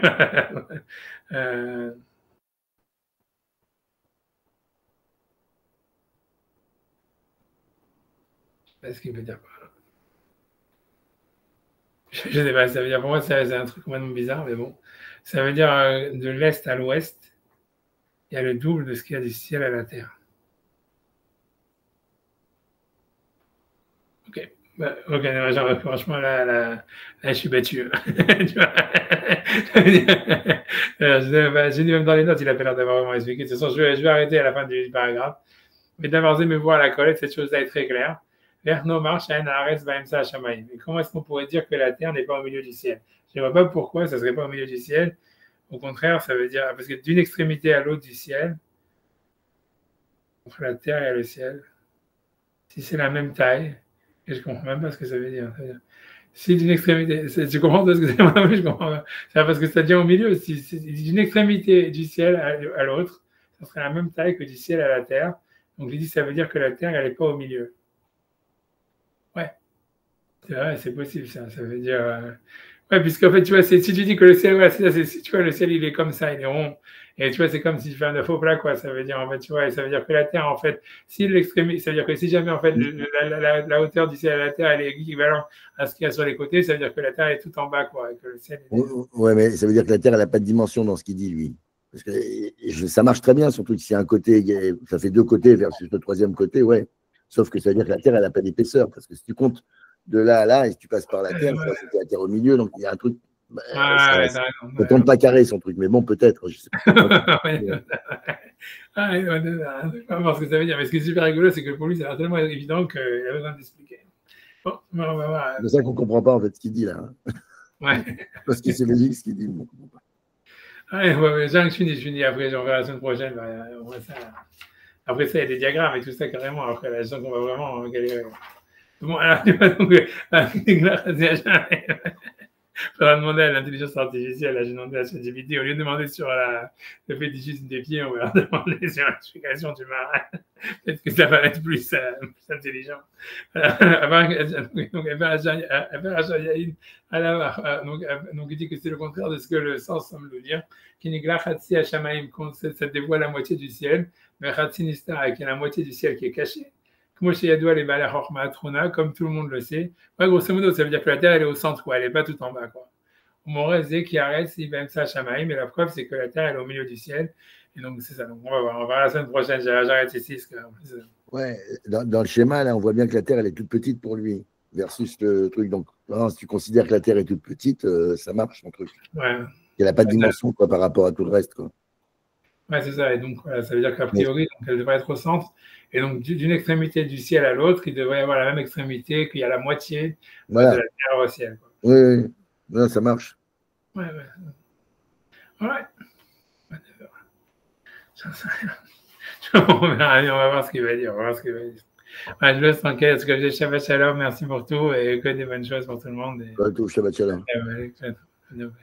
Shabbat Shalom. Ah. Ouais. J'ai vu que tu avais fait une intervention, là, je ne sais plus, là, avec le Rav Sadine, etc. Je suis tombé dessus le matin, là, vaguement. C'est nulle part. Ouais. Tiens, il y a le Rav Avigés, mais je suis tombé sur la fin. Après, impossible de retrouver encore là, récemment, là, sur une chaîne juive ou un oui, c'est ça, canal. oui, c'est fait. Non, mais ouais, c'est C'est ce qu'on met Kalita, maintenant. ouais. J'ai vu que toujours vaguement, tu avais dû, ça devait être l'homosexualité ou un truc comme Mais ça, ça c'est une encore. vieille. Non, ça, c'est il y a longtemps. Ça, c'est toujours. Ça, c'est un vieux Ah, truc. c'est il y a longtemps. Ah, c'est un vieux Ouais, truc. Bon. mais par contre, il y a une Un vieux nouvelle truc. intervention Bon. sur la radio Nice, tu vois, sur le truc à Nice. C'est pour ça que je me demandais si Sylvain avait entendu. Il y a une radio Ah, juive. et tu vas avoir une nouvelle, toujours sur le même thème, Non, là. non, ça, j'en ai marre. Qu'est-ce que ça? Mais non, Je me franchement, suis dit, franchement, je mets la tête du Rav Sadine. Bon, je sais pas, là. Non, ça, c'est le vieux truc. Ça, c'est le vieux truc Bon. qu'il y avait sur Qualitat et tout ça. Avec des orthodoxes. Voilà, Enfin, c'est ça, avec, comment il s'appelle, Ackerman et tout ça. Non, c'est un vieux truc. Ackerman et compagnie, ouais. Ouais, c'est un vieux Ackerman. truc, Ouais. Ah, c'est un vieux truc, ça. Ouais. Bon, bah, ok. Non, le Merci. truc, c'est Dieu, je peux t'envoyer. Mais je sais même pas comment. Je peux juste dans mes mails. Non, mais non, mais je vais voir si j'ai pas réussi à le retrouver là, après sur YouTube, mais c'est pas grave. Le dernier truc qu'il y a, c'est, tu vois, c'est, bon, comme tu dis, j'enverrai sur le chat. Parce que, tu vois, je m'attendais à ce que Sylvain, je ne l'ai pas dit, est-ce que j'attendais, est-ce que Sylvain, est-ce qu'il allait entendre ça dans la radio ou pas, tu vois, je sais pas. Parce que c'est à Nice, je sais pas quoi, ils m'ont demandé. Mais c'est pas vrai, tu vois, c'est un mec Ben Soussan, il s'appelle, je sais pas quoi. Ouais, bah, si tu peux, ouais. Ah, Ben Soussan? Tu vois, tu connais, je sais C'était pas. avec Ben. Je sais pas, moi, C'était avec Ben Soussan? mais c'est un petit truc, Georges tu vois, Ben Soussan? Là, je te dis, je t'enverrai le truc, je t'enverrai le lien. Moi-même, j'ai même pas écouté tout ça. Ça veut dire, le type, il m'avait posé des questions. C'est avec le type, en fait, tu vois, il avait lu que la couverture du bouquin et tu vois ce qui est marqué derrière. Ah! Et en fait, tu vois, Okay. Tu vois, moi, j'ai dû présenter le bouquin et tout ça, etc. J'ai raconté n'importe quoi, là. Tu vois,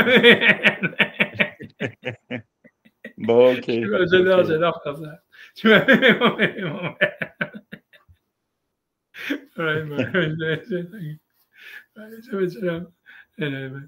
Shabbat shalom, merci.